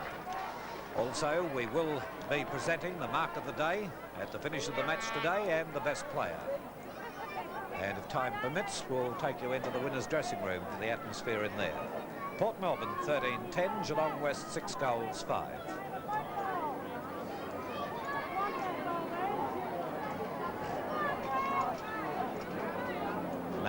umpire Oxton. Ruckman move in, all up in the ruck, and he gets the knockout. Gets it down towards teammate in Kavanagh. Kavanagh tried to break away, but getting possession was Todd. Todd gets it back into the centre of the pack. They're scrambling for it there as we have Woodard trying to break away with it. Umpire will be forced to blow the whistle. No, it comes back to Hall. Hall towards centre half forward, and a mark taken in defence by Todd. Scott it is. Scott now out towards the half-back line. Taking it this time is Delhouse. Delhouse from the left half-back flank towards the wing on the stand side of the ground. And it's Tansis of Port Melbourne. Tansis high in the air. Floats it up towards centre half forward. And I tell you what, it was Doyle who was conned then, called to let it go. Kick for goal. And it was Swan putting it up to the forward zone, and it went through for the minor score of 1 behind. 89-41 in Port Melbourne's favour. Well, Port need to continue attacking because they have the advantage of the wind, and it's been fairly strong to this stage. Comes out towards the half-back line, and it was Mark Brown to take the mark. Mark Brown, the captain of Geelong West, on the right half-back flank. He gets a lead from the wing on the outer side of the ground, punched away that time from Taylor, and it will be thrown back into play. On the true centre wing position, outer side, Hall will come in this time with Tawney. Two big ruckmen. Tawney, I think, was the one to get it away. Comes out to Wilkinson. Wilkinson passes to Kavanagh. Kavanagh couldn't break away, and moving in is Burnett. Burnett of Geelong West gets his kick in around the flank, but this time taking the mark. They played on, and the umpire, that was Davies by the look of it, yes. And the umpire has given the free kick. It goes up towards the right half-forward flank. Frighten is the player to gain possession. He pushes it well wide, but it goes to Swan. And Swan again with a hand pass towards the half-forward line. Anderson with a further pass, looking for Rodder. And he has the chance now to get one in here in the direction of his teammate and Doyle. Doyle tried to line them up, and under pressure was forced to dribble it along the ground, and this is Geelong West defending now towards the half-back line. It'll go close to that boundary line and over and out. The player pursuing it was Eric Wilson. Behind him, of course, was Crans. So again, we see Tawney coming in with Hall. Hall directing that out in the direction of Kavanagh, who couldn't get to the ball. Bayer had the chance, but moving in this time is Woodard again. Woodard was looking for Gibson, misdirected the pass, comes through to Evans. Evans towards Anderson. Anderson couldn't handle it, and trapping the ball well is Beaton. And Beaton now with a further hand pass across to Cole. Cole towards the centre of the ground, and the player to take it is Delhouse. Comes down here towards the centre half-forward position. Taking the mark and trying to get it away was Curran, but trapped this time by Tansis. Tansis wide of the centre, and moving away and getting caught was Cole, but the umpire allows the play to continue as he pushes it back in the direction of Curran. Curran of Geelong West towards that right forward pocket. Brown waiting for it down here, and Brown is the player to take the snapshot towards the goals, all in the hands of Crichton, and through for 1 behind. So we have it now that Geelong West move on to 42 with Port Melbourne on 89. There's the kick-off from Bradbury out towards the half-back line.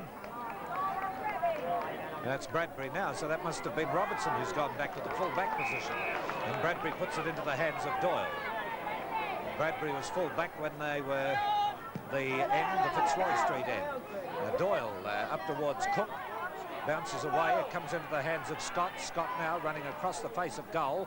Will play it out towards the flank on the outer side of the ground, and the player to come in is Cole to take the mark. They need to steady it down a bit, Geelong West.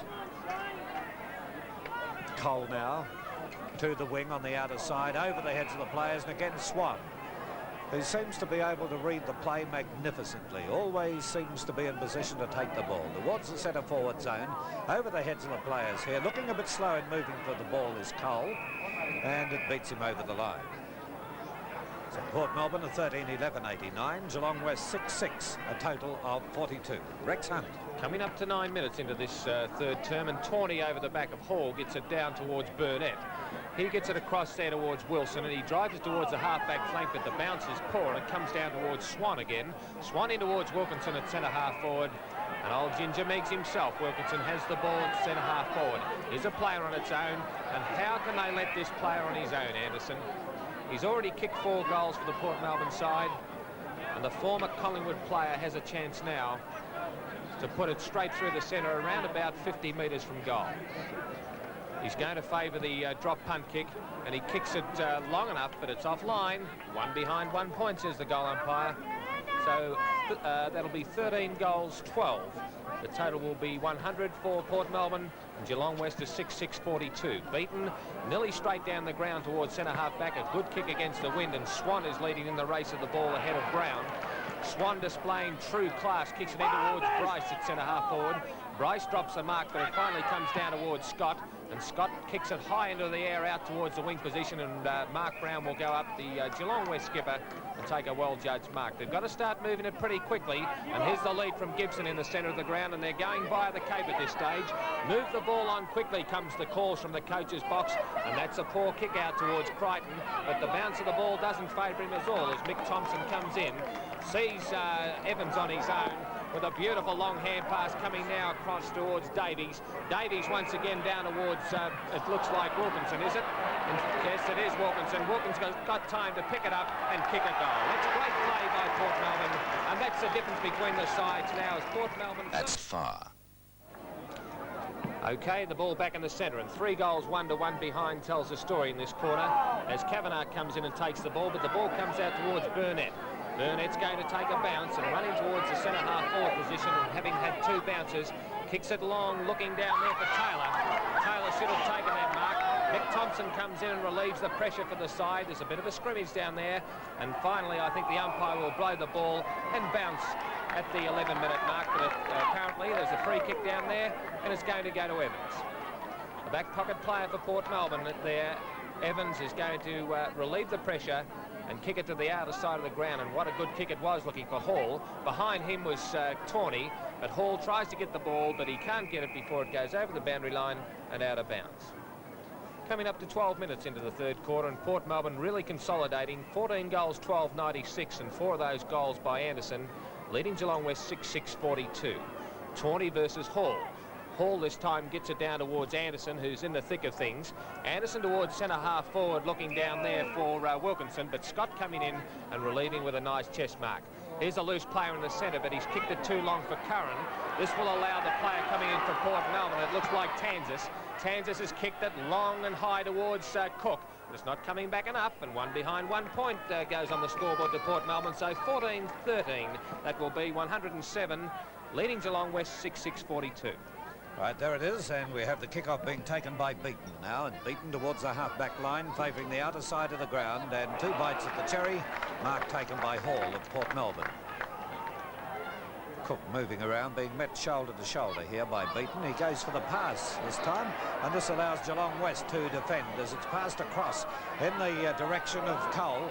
Cole now can't get rid of the ball effectively. It's picked up again by Hall. Hall with the shot towards the goals, and there's another big score up to Port Melbourne. They go to 15-13. Wide to the pack, Bill Swan throws himself into it there, couldn't get through them. Will be a ball up again right near the centre.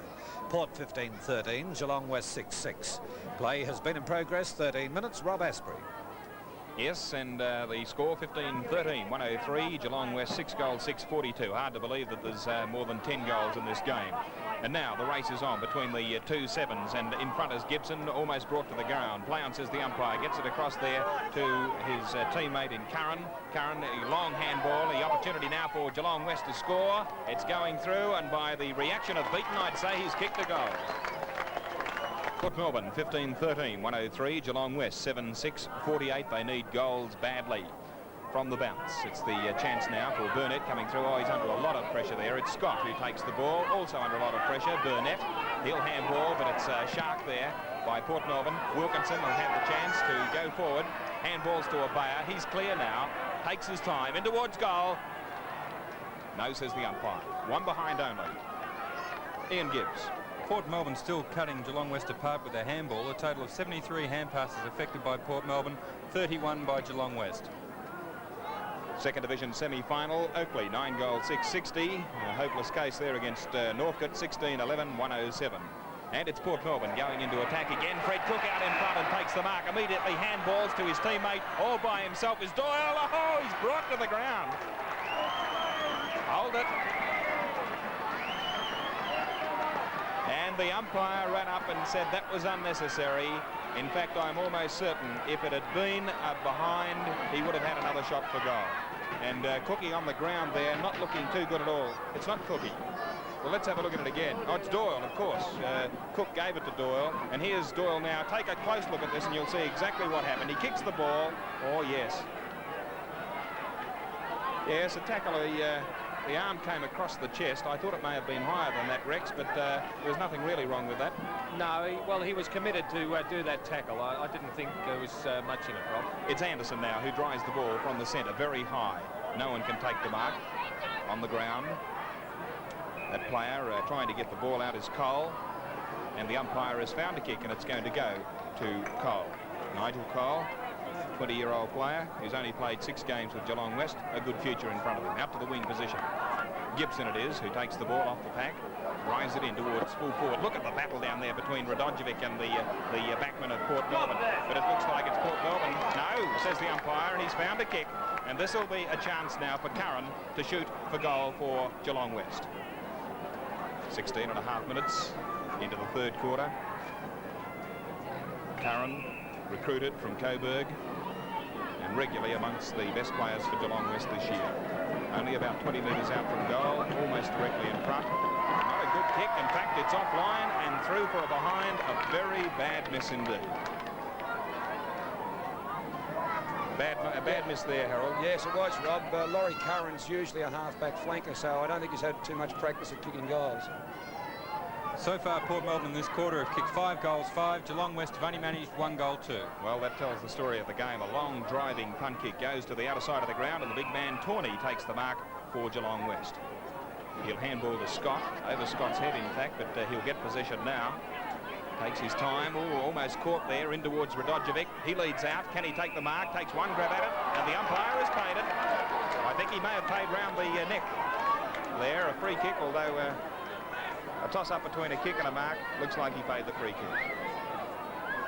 Kicked 2 goals, 2 so far. Joe Radojevic, one of the personality players in the VFA, lines it up. Looks like he's lined this one up beautifully, right through the middle. A goal for Geelong West. The margin is now 54 points in favour of Port Melbourne, 16-13, Geelong West 8-7. Gibson now getting the ball to the right forward flank position for Geelong West. They need goals badly. Burnett, he's bumped aside by Davies over the line and out of bounds. And I must compliment the VFA on the superb setup they have here today. It really does look good. A few more heads on the outer there would look good, but I think we'll have that in the next 3 weeks. There's no doubt about that. Second semi-final being played here next week. Ball close to the boundary line. Burnett again. He'll be a very tired player, the little bloke for Geelong West. Over the line and out of bounds. Port Melbourne kicking to the Fitzroy Street end of the ground. Still a reasonably strong breeze out there, a gusty breeze, not as strong as it was in the first half. Geelong West going forward again. Radojevic, can he do anything there? It's taken there by the Port Melbourne defender in Thompson. He'll clear them out of trouble for the moment. But the big bloke in Tawney takes the mark. Handballs across to the player all by himself, and Eddie gets it across to a teammate, but that teammate Todd is in a lot of trouble, tries to thump it along. The umpire will call for it and bounce it up at centre half forward. Phil. Yes, and Port Melbourne is 16-13, 109, leading Geelong West 8-7, a total of 55. A lot of the sting gone out of the game here in the third quarter, with Port Melbourne working their way well on top. Moving out of the pack then was Curran. He gets it well wide out to Gibson. Gibson of Geelong West towards Radojevic. Radojevic battling away down there against Bradbury, but failed to take the mark. We'll be covering the final series each week, right through to the grand final, commencing at 1:45 on Channel 10. Again, it comes once again. No one able to successfully gain possession as it comes out. Anderson is the player who put it straight into the hands of Delhouse. Delhouse shoots for goal and puts it through the 4 points. to take Geelong West on the line. Knockout then by Tawney, down wide of the pack, taken away by Delhouse. Delhouse gets it through in the direction of Eddie. Oh, bang, down they go, and it comes wide. The umpire blowing the whistle. No, he's called play on after giving a free, and it's little Mabaya in the van. He pushes the ball in front of him, but Scott will come in. No, coming up to trap it here is the player Cole. Cole to the centre for Geelong West. Hall passes out to Wilkinson. Wilkinson now with a pass towards the half-forward line, and the mark will be taken by Doyle. 15-metre penalty will be applied too. Woodard was the player who came into him. And it's starting to liven up a bit, Rex Hunt, particularly when Fred Cook comes up there. All Fred came down to say was, you've got the ball, what are you doing fighting, son? The only time you fight is when you haven't got the ball, says Fred. So Doyle wanted to go on with it a little bit, but he's got a chance now to really seal the issue, because that's the only thing that matters now coming up to 22 minutes into this third quarter. Doyle, Shane Doyle, he's kicked 3. He's kicked this one pretty poorly. That's a bad miss. Okay. 16-14, 110. Port Melbourne leading Geelong West 9-7-61. And the ball's with Beaton again at fullback. There's a little bit of an infringement here. Doyle has acted in a very ordinary way, according to Gary Bryce, because he told him, and there's been an infringement. So umpire Oxford will come out and award the free kick to Woodard. Just a little bit of an inexperience there on Doyle's part. And we see Frank Johnson warming up on the interchange bench. He's obviously going to come on very, very shortly. Meanwhile, it's back with Woodard. He's gone into the centre of the ground, and he'll be looking for Crichton. Crichton doesn't let him down until he takes a big mark. Ball comes down towards Glenn Robinson, and Robinson kicks it towards the wing position. In the van and picking up nicely for Geelong West is Wilson. He's tackled very, very severely. Wilkinson comes out and gives it to Bryce, but it's on here now. Yes, Wilson is wanting to go on with it. Bryce is in there too. And we'll need some good umpiring there, because the umpire has been flawed. Now, there's a trainer out there hanging on to a player, and trainers should be pretty careful in getting into this. There's one player right underneath them all, and that was Delhouse. And the goal umpires are up there. The goal umpires are trying to keep players away, and there's a shove going on by Robertson to Scott. There's the player there in Curran. He's not very well at all, unfortunately. He's not very well at all. Well, Harold Martin, you describe it as you see it going, because you've been in these.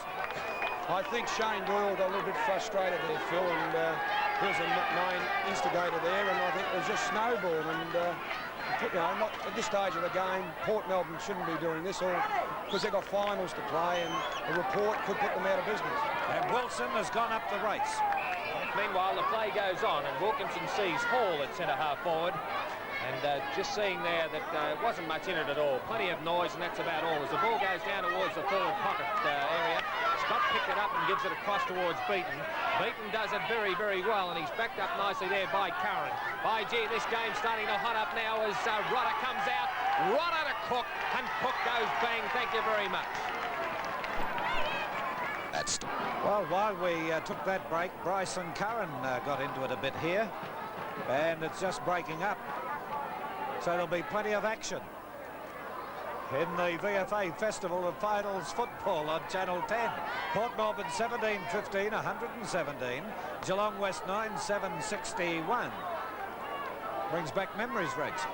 It's, I don't know about that. I never got into that stuff. I was too scared, to tell you the truth, particularly with blokes like Howell around. As we see, Tawney will go up against Hall, and Hall's done it pretty well today.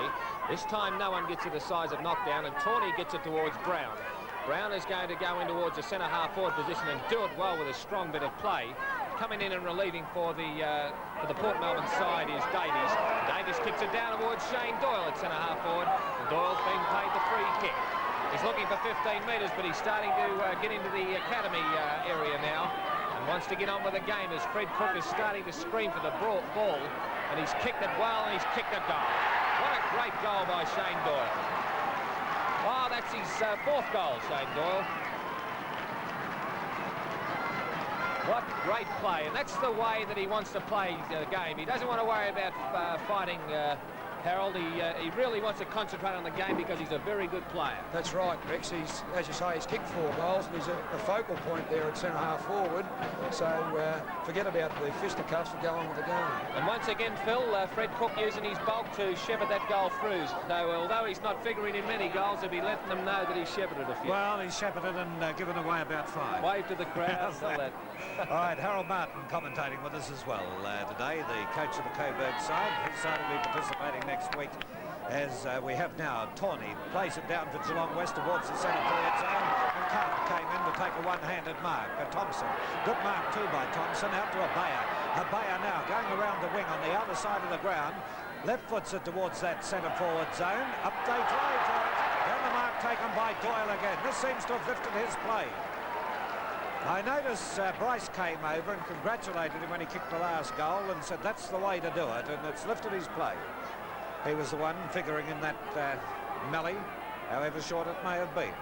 Bryce is down in the goal square, directing traffic. As Doyle comes in, puts it on its way, it'll be short. Cook staying in front, has it punched away from him. And Cook grabbing it again over his head towards Bryce. Bryce has got it in front of him. Players battling away in here, and it eventually comes out to Burnett. Burnett now will come around the back line towards the half-back flank. Oh, he's slipped, in trouble, goes for the hand pass, Swan dwells on it, but it bounces over the line and out. Port Melbourne 18-15, 1-2-3.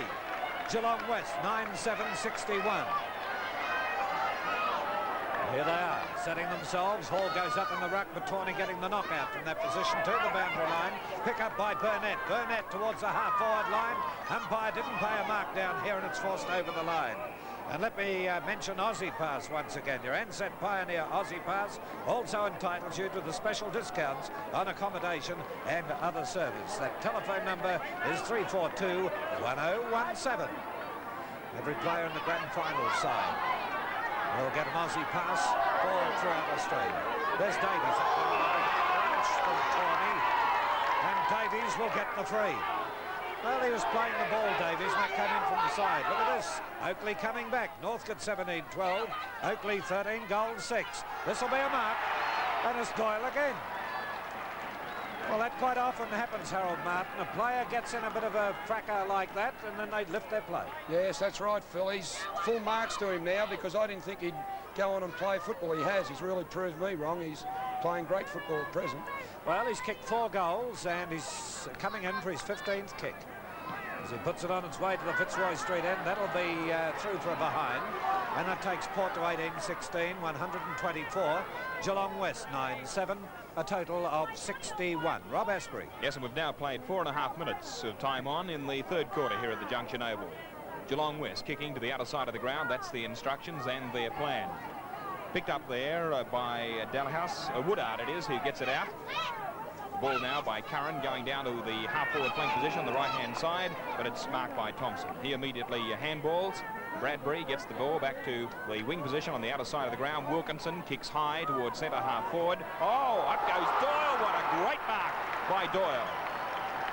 Well, there's a contender for the mark of the day. Doyle, a former thirds player, forced to switch to centre half forward this year and has done extremely well. He's 21 years of age, has kicked how many goals today, Ian? 4 goals today, and he's coming in for his 16th kick. Well, he's certainly been a good player, is Doyle. So 21-year-old Doyle now lines up the goals, going for his 5th. Oh, it's a long kick too. The umpire moves across. It'll be close. It's one behind only as the crowd roars. So that takes the scoreboard here at the Junction Oval. Geelong West 9-7-61. Port Melbourne 18-17, 125, and we've played 5.25 minutes of time on in the third quarter. Very close to three-quarter time. Curran knocks the ball on for Geelong West, but he's a teammate there under a lot of pressure, but the umpire said he would be free kicked, and it's Dalhouse. Dalhouse, the man on the mark, and it's Doyle who almost takes the mark. Play on, says the umpire, as Anderson takes it now. Kicks the ball back, screws it back in towards goal. It's going to be close. What a beautiful goal by Anderson for Port Melbourne. That's his...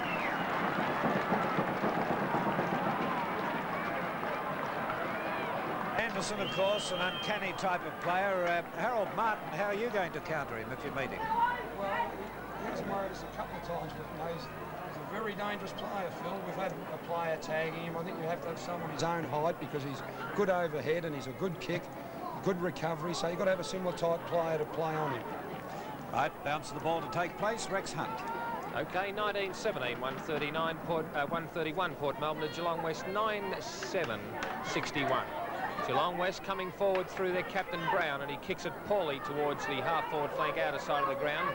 Bradbury coming in ahead of Radojevic, and he kicks it towards the wing position looking for Evans. In fact, the ball's going to go towards Thompson, who's on the ground. The ball's coming back now towards Frank Johnson, who came on as an interchange player in the third quarter. Finally comes over towards Glenn Robinson, and Robinson goes in towards Cook and Beaton. Beaton up in front of Cook and takes the mark. Well, it hasn't been Fred's best day today, but he's had a couple of great players on him, firstly in Crichton and in the second half in Beaton. Beaton goes towards Gibson, but he's tackled there by Swan.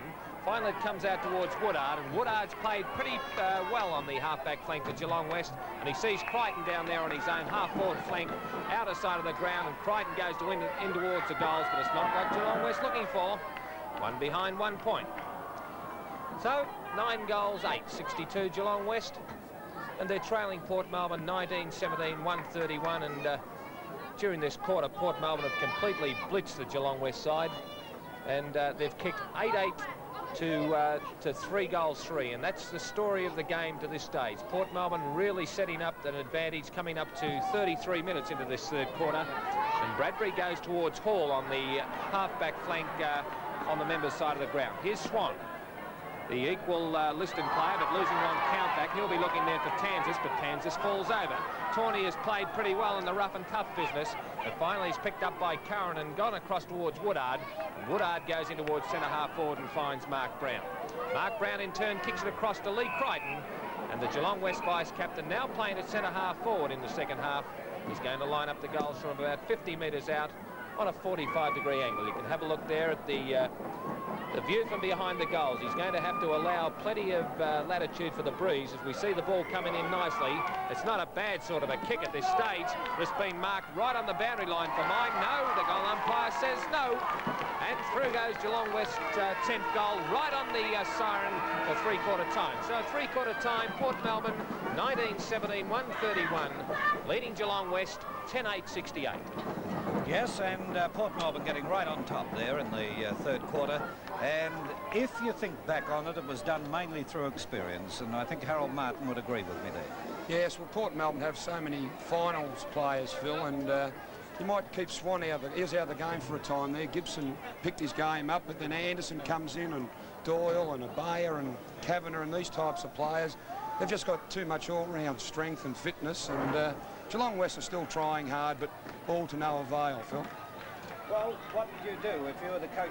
What would you do if you were the coach of Geelong West? Well, I don't agree what he did at half-time, moving a winner in Crichton, who was beating Cook, and moved him to centre-half forward. But I suppose he's being creative, and you try moves like that, you try anything. So even though I disagree with that move, I suppose that's what Gary going through his mind.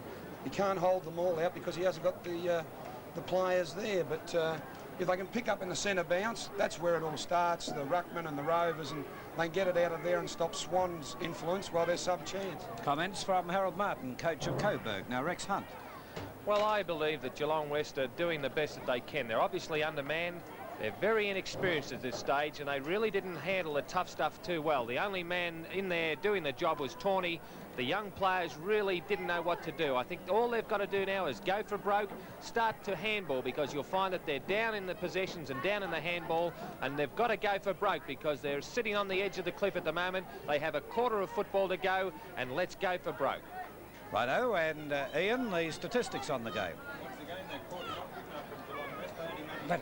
Again, that quarter from Geelong West was not good enough. They only managed 4 goals for in that quarter. Port Melbourne, 8 goals, 8. Port Melbourne kick getters, Swan dominating the entire game with 19 kicks and 8 hand passes, 27 possessions in all. Ebeyer 15 kicks, Anderson 15, Doyle 16, Wilkinson 13. Geelong West kick getters, Brown 15, Gibson 14, Woodard 12 and Cole 11. Goal kickers for Port Melbourne, the ever-elusive Anderson with 5 goals, 4 to Doyle, 2 each to Ebeyer and Cook, 1 each to Swan, Rodder, Robertson and Wilkinson. And for Geelong West, 3 to Radojevic and 1 each to Tawney, Brown, Todd, Gibson, Beaton, Dalhouse and Creighton. We've just had a report too, Ian, from the dressing rooms that the player who went off, Wilson, has a severe concussion. So that's unfortunate for him. I wonder why he was moving up the race after that little fracas. And it's been great, the welcome we've had back to VFA football today. The supporters put up the big banner, welcome back to Channel 10, and look what's happened up here a few moments ago. And Rob Asprey, it's great to see. Yeah, rainbow cake, your favourite too. Yes, welcome back to VFA football there from Belfast. Okay, Port Melbourne, 1917, 131 to Geelong West's 10-8, a total of 68. It's hard to see what Geelong West can do here. Rex, I noticed players limping. They've gone in hard and they're paying the penalty. Well, they certainly are. I realise that the media had them as the underdog, and I think what Harold said off air was very true, that really they win home games, and that's what counts, and that's why they're in the finals. I'm saying that they haven't. I'm not saying that they haven't done their best today, but they just so much undermanned.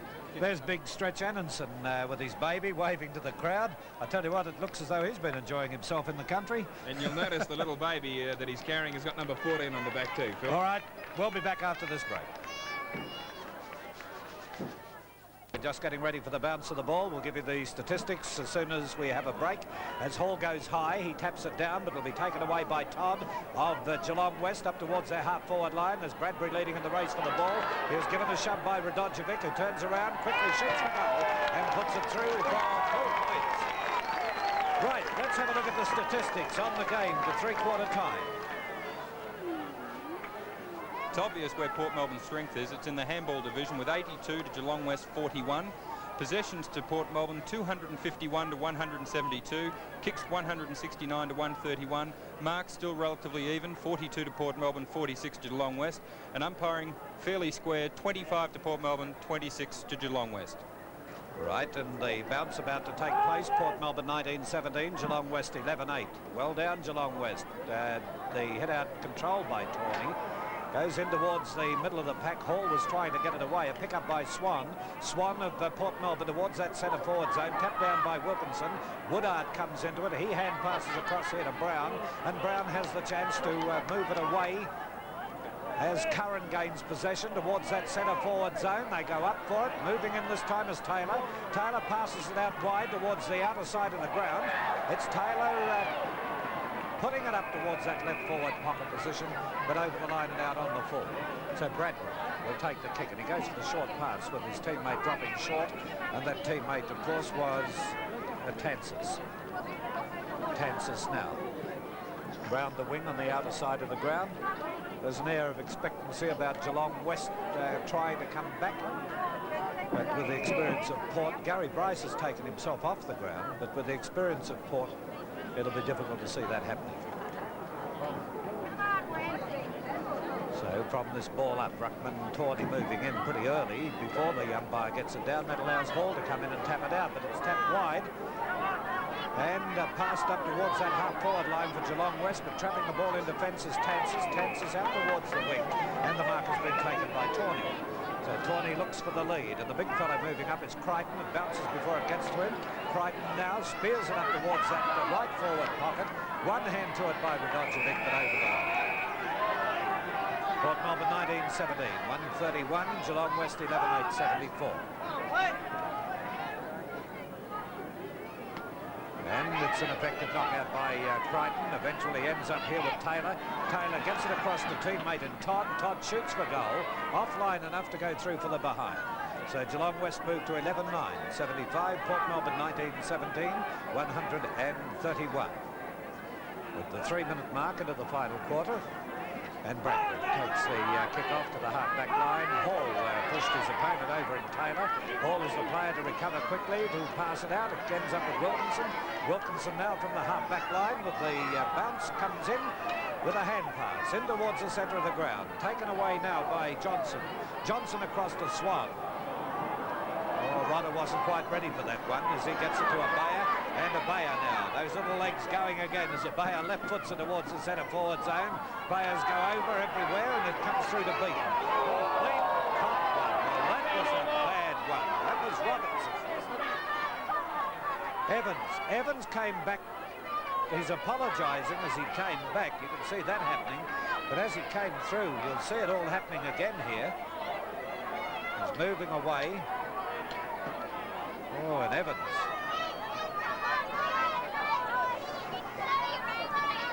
Anyway, we'll have this player Beaton to take the kick. He's short of centre half back. Port Melbourne 19-17. And short of a gallop at the moment too after that. I think he's got a lump under his side. Look at that. He's certainly marked around the eye as he takes his kick now towards the wing on the stand side of the ground. Off the hands of the pack, throw in to be effect. Geelong West 11-9, Port Melbourne 19-17. Rex Hunt. Okay, well, the ball's going to be thrown in from the centre wing position. It's Hall versus Tawney. Hall in front. Tawney over the back gets a nice knockout, but it went to Robertson. Robertson to Swan is good player. We try to tackle him as Gibson as Swan goes long looking for Cook. Cook taps Beaton out of the road, and umpire Tawney said yes, Beaton, take the free kick. Quite a nasty knock a few minutes ago, but he seems to have recovered okay as he kicks the ball long and wide towards the centre half forward position. Tawney was in front, but it was punched away by Hall. Coming in nicely for Port Melbourne is Johnson. Johnson back to Mick Thompson as good play. Mick doesn't kick it the best on the left boot, but he finally gets it down towards Kavanagh. The boundary line is too close, and the throw-in will go in once again. 5 minutes into the last quarter, and Port Melbourne all but home in this match. 19-17 to 11-9 as Tawney versus Hall once again. Hall tried to get across, but Tawney gets it nicely down towards Burnett. Burnett with a torpedo punt down looking for Taylor. He stood his ground in a very, very courageous piece of play. The ball beats the player in Rodder over the boundary line and out of bounds. As Phil said in the third quarter, all the fire gone out of the game and Port Melbourne really on top. Hall versus Crichton. This time Hall gets it down towards Frank Johnson. Coming through is Burnett for the ball. Gathers it nicely and sees Mark Brown on his own. The kid Mark Brown can line up and kick a goal. That's the lift that they needed.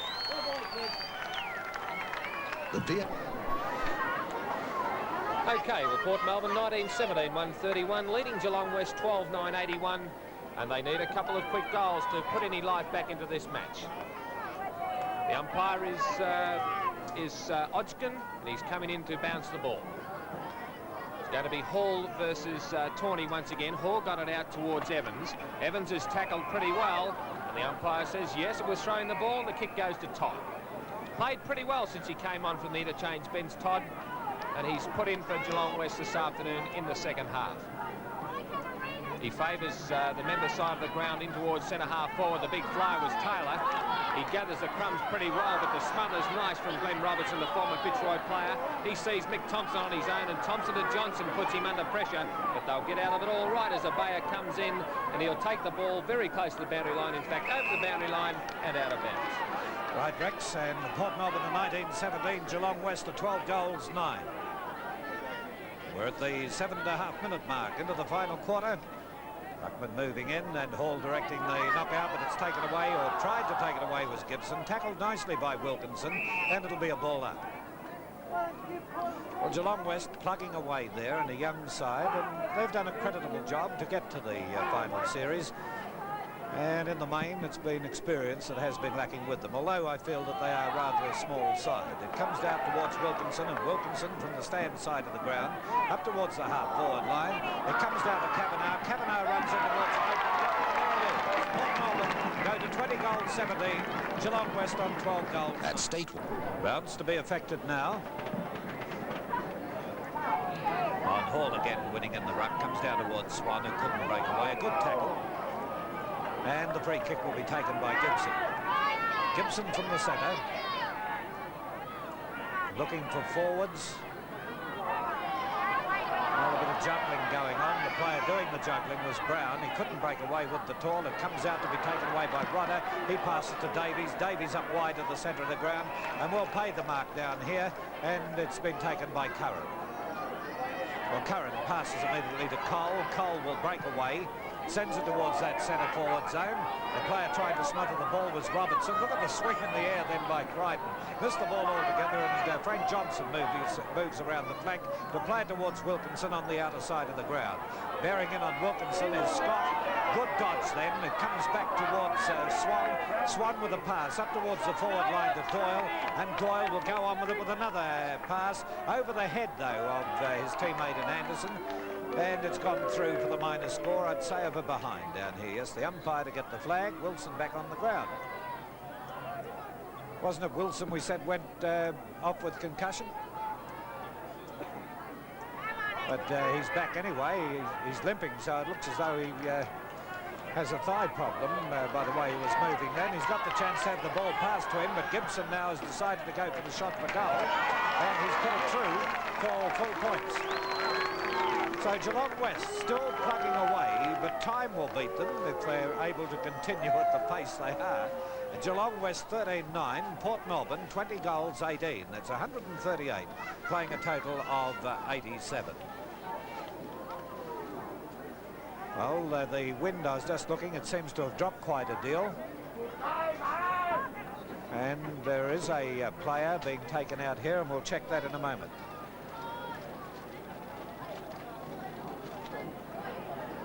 Malcolm Eddy is the player who has the concussion, and he's the one being taken from the ground at the moment. Rob?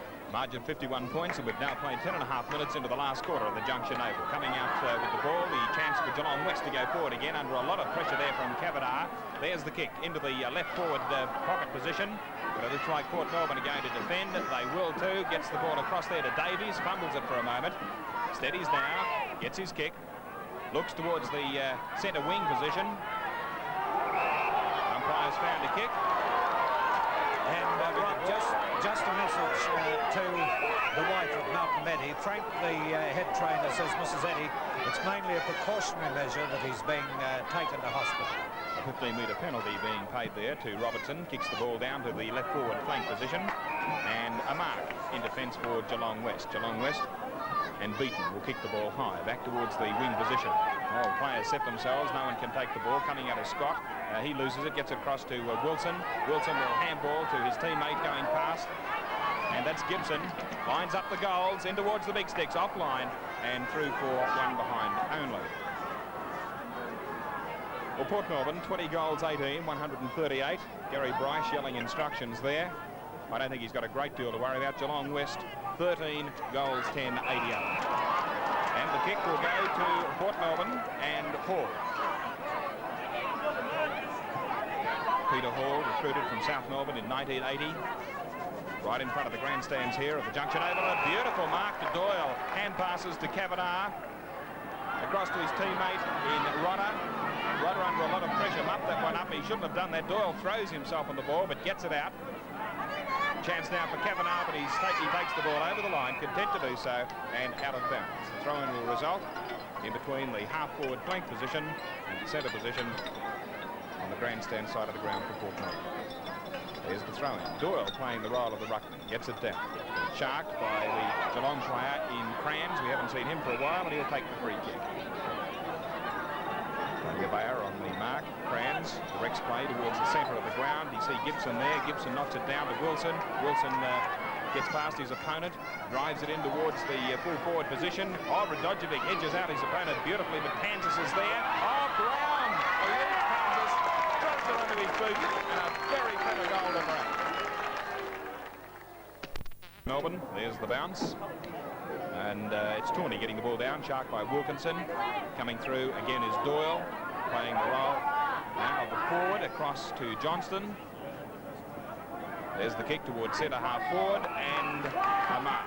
I say playing the role of a forward because Doyle, of course, was a backman and came up through the thirds, and this year has been forced to go to centre half forward and has done the job very well too. That's Robertson now. He'll direct play very close to the boundary line out there on the wing position. And Ian Gibbs. Well, Rob, it could appear that Geelong West may be on their way back. They've kicked 4 goals to this quarter to Port Melbourne, 1 goal 1. As Phil Gibbs just said, they've only got to get 7 goals and they're in front. Margin now 44 points, and we've played 14.5 minutes into the last quarter. Phil, take it over. Right, Rob. And here it comes back in towards the centre. Glenn Evans is the player pursuing the ball now, getting a little shove from Gibson. But it's Evans now doing it well. Goes downfield, bangs it, goal.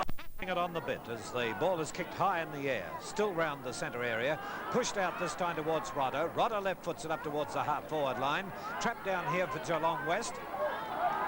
And the player concerned is Woodard. He couldn't get away with it at all, and the umpire eventually gives a free kick against Todd, and it will be taken by Rodder. Well, this is 10 minutes into the final quarter, and Northcote at 21-14, 140, leading Oakley 17-9, a total of 111. Full details on these games will be given in Eyewitness News tonight at 6 o'clock on Channel 10. That's Wilkinson now at centre half forward. Towards Cook, but drops that bit short, and the mark has been taken by Wilson in defence. Wilson of Geelong West towards Gibson. Gibson now has a paddock to play in. Gets the hand pass in across to Cole. Cole fumbling there, didn't get it quite cleanly, and he'll be brought down. And the umpire says holding the ball, and the free kick will be taken by Glenn Evans. So Evans out on the wing. He's gone for the short pass down here, looking for Billy Swan, who's played particularly well, but drifted out of the game, I feel, in the last quarter particularly, and quite a bit in the third quarter. Now Ruckman, Tawney gets in front, but Hall has been winning in the ruck over Tawney. He gets it down towards Todd. Todd pushes it wide. Curran is the player to gain possession. A hand passed into open territory, but moving in is Delhouse. Delhouse couldn't break away with the ball at all, and eventually Curran gains possession again to pass it through here in the direction of Scott. Scott from the outer wing now with a long kick towards centre half forward. It looks as though Thompson's got it covered. He has, as he comes in to take the mark. He's playing it wide, going for the boundaries. Frank Johnson of Port Melbourne marks. He's getting the hand pass in. There's 2 Port Melbourne players there. They can raffle it as Robertson gets it across to Kavanagh. Kavanagh towards the half-forward line. It didn't go over the... Yes, it went over the boundary, and the umpire well behind the play there. The boundary umpire getting down to put it back in once again. Very quiet and tame game at the moment where, well, you've got, what, 7 goals, 8. The difference at the moment. It's passed out towards Todd. Todd coming around the half-back line will play it around the wing on the outer side of the ground. Crichton is the player to take the mark. They're still battling away, the Geelong West players, but with the time running out, they've got no hope of getting there. It's the 18-minute mark into the final quarter.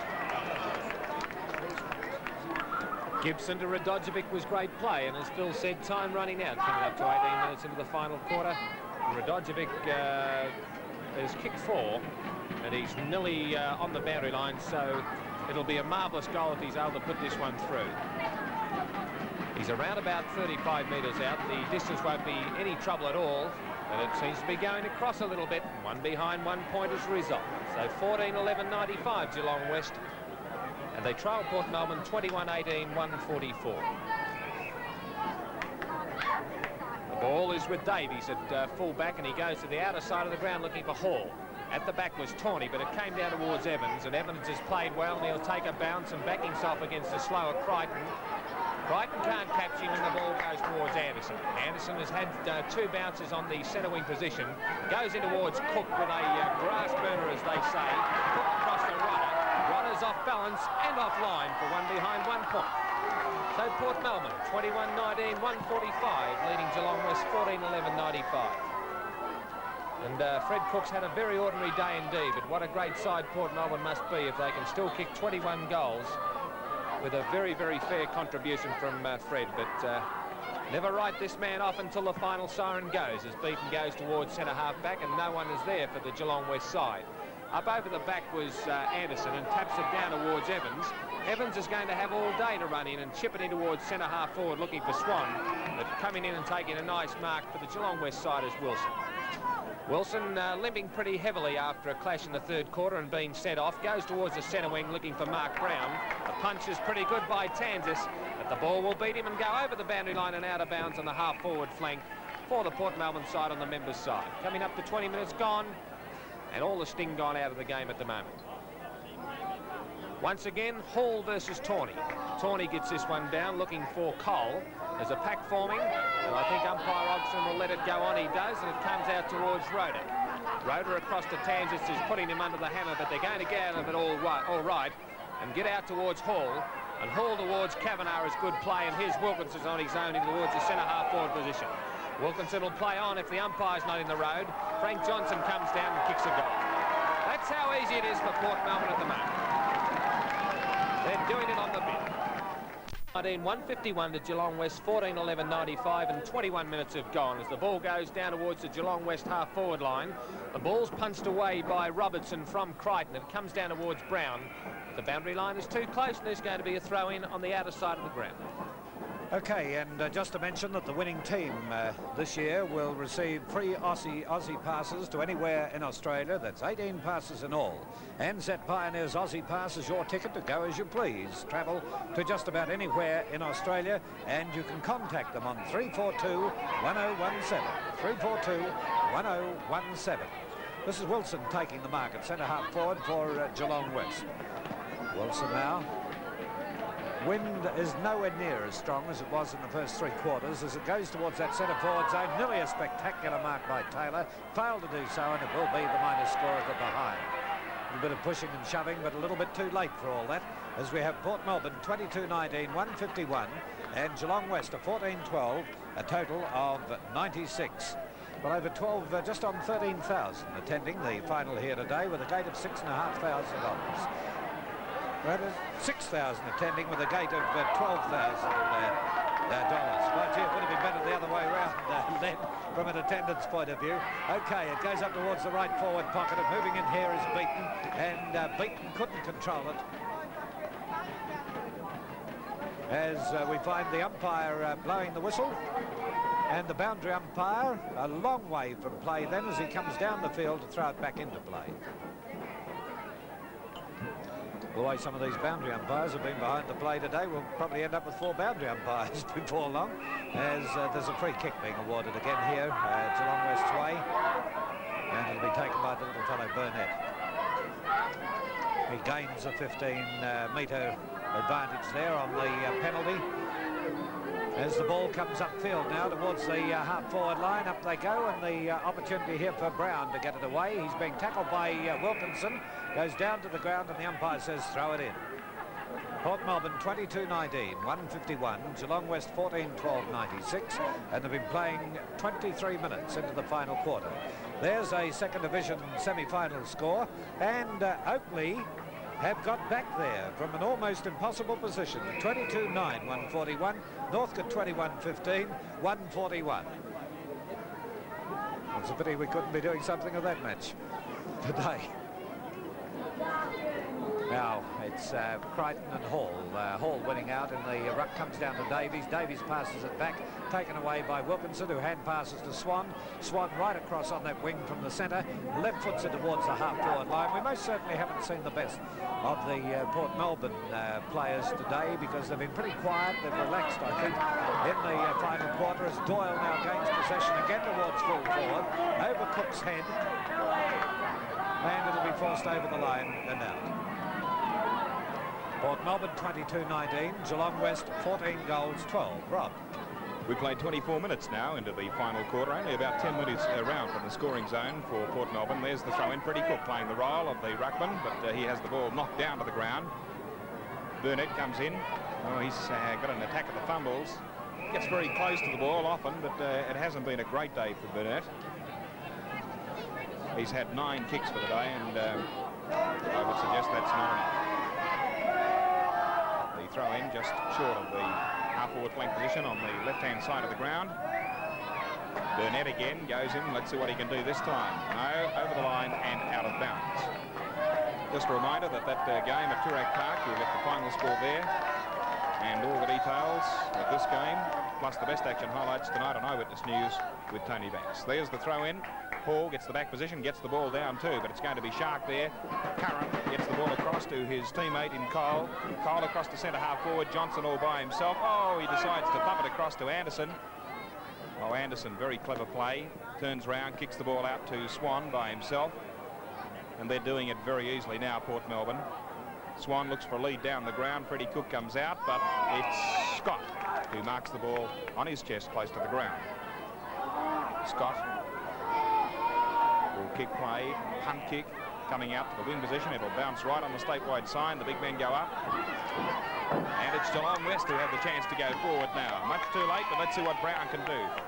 Brown, the captain of Geelong West, kicks across towards centre half forward. A lead there by Joe Radojevic. Bradbury jumps over Joe, gets the ball and kicks it out towards the wing position where it's been marked by Glyn Evans. Short pass by Evans, but it's going to go to King, through King's hands. But Curran will get Geelong West out of trouble. In fact, it's on the wing position, and a chance now for them to go forward through Gibson. Gibson looks for the hand pass from Burnett. Burnett now lines up the big sticks in towards goal. The umpire moves across and says... Guaranteed rates. A minimum $500 in our savings investment account earns 15% per annum. $10,000 and over, 16% per annum. Guaranteed. Both available on only 30 days' notice. We call it the statewide investment edge. Come into any of our 90 branches or 300 agents and you'll see why. Statewide. Victoria's biggest building society, by far. So the scoreboard now has Port Melbourne on 23-19, 157. There it is, Geelong West 15-12, 102. 4 minutes of time on in the last quarter. It's Port Melbourne going into attack again. Doyle, he's been a great player into Fred Cook, and a good mark by Fred Cook. Thought he was going to hand pass there for a moment, but he's just playing around with the ball. Obviously aware that the cameras are on him, Phil, would you think? And I say that kindly, of course. I don't know. I think he might have taken it away from Rex Hunt. Coming off the ground there, you may have heard the applause of the crowd was Hall. But we're got our attention now focused on Fred Cook. And there's a stance that has made this great full forward famous. Let's see if he can steer it through those sticks. A very acute angle. The umpire runs around. I think it's a behind. Yes, it's 1 point only. And you were just about to say a great effort by Fred Cook. A great effort by the goal umpire, I thought. Oh dear. 4.5 minutes of time on in the last quarter, Phil. Okay, Rob, and it's been a disappointing game, really. Since half-time, at one stage there, after half-time, we thought that, well, Geelong West, a young side, we feel they've done very well, as I said earlier, to get where they have. But the experience of Port Melbourne has been the major problem for them today. And going over to you, Rob. Phil, I just wanted to ask you, while we've got the opportunity, what you thought of the activities and the entertainment here today that has been put on by the VFA. I thought it's been great activity and entertainment, particularly prior to us coming on air, and I would ask VFA supporters to support the VFA next week. All this activity commences at 10 a.m. and we've got the barbecues and entertainment right through the day. I think we all endorse that, Phil. Okay, play goes on as we have Oakley now still down as Cook takes the shot for goal, and Cook has put it through for another one to Port Melbourne. He's kicked through. So Port Melbourne now move on to 24-20 with Geelong West on 15-12. Can we just check that score again? We've got the play coming head on here, so let's have a look at it again. And you'll see the effectiveness of a player like Fred Cook. Quickly moved back into position to put it through for full points. Now can we check off the play over there at Paran, if we may, between Oakley and Northcote. Oakley 147. Looks as though they might be gone now. Northcote 23-17. Rex Hunt. The ball came out of the centre and has gone towards centre half forward for Geelong West, but taking the free kick will be Glenn Robertson. Played pretty well, the former Fitzroy and South Adelaide player, and his 14th kick is going to go towards the wing position looking for Frank Johnson. Johnson taking the mark pretty well and going towards the forward line for Port Melbourne. They're doing it quite easily at the moment. Up goes Woodard, and he'll be paid the free kick or the mark, whichever way you want it. And coming off the ground for Geelong West is Wilson, and going on is Taylor. The ball comes down in towards Crichton, towards the centre wing position, and Crichton's played pretty well at centre half forward after half time. Kicks it towards Gibson, and Gibson takes the mark and sees his team player in Taylor there on his own. Taylor across to Tawney. Tawney's got a chance of putting through a goal from around about 25 metres out on a 45-degree angle. All but over this game at the Junction Oval, 32.5 minutes into the final term. And Tawney, the big lion-hearted Geelong West ruckman, pops it through the middle for Geelong West's 16th goal. 16 goals, 12, 108 Geelong West now. The Port Melbourne 24-20, 164. Well, as I said, all but over this game, but Port Melbourne have done it pretty well, but the inexperienced Geelong West side must take a pat on the back because they've really put in here this afternoon and they've battled really hard, and I think they can look to the future with a great deal of satisfaction. That's enough. They have to improve their performance away from home, but at least they're in the 4, and that's what counts. There's the bounce again, and we see Chadban on the ground getting the knockout. But coming through nicely for Geelong West is Woodard. Woodard gets it across to Taylor, and Taylor will kick it poorly towards the centre-half forward position. The bounce doesn't favour Mick Thompson. In fact, it goes down towards Dalhouse. Dalhouse across to Cole is reasonable play, but Tawney's there and gives it across to Todd, who wasn't ready. But coming through nicely for the Port Melbourne side is Woodard. Kicks it out of bounds on the full, and the resultant free kick will be taken there by Cole. Cole sees Dalhouse going past, and Dalhouse back to Cole is putting him under pressure. There's a free kick that should have been paid to Rodder, but the ball comes out to Chadban, but he's too slow, and he's tackled there by Cole. Finally, the ball comes out to Radojevic out from full forward. Radojevic kicks it in towards centre-half forward, but there's Glenn Robinson taking the ball and kicking it out towards Swan on the centre wing position. Here's a loose player, and it's Wilkinson. Wilkinson has all day to get it up and kick it to Kavanagh. Kavanagh can go in and kick a goal just as easy as I'm saying, but he decides to hand pass it to Fred Cook, and that's Fred Cook's 4th goal. They're doing it very easily, Port Melbourne now. 25 goals, 20, 170 Port Melbourne. Geelong West 16, 12, 108. Okay, Rex. Well, Port Melbourne doing it still quite easily.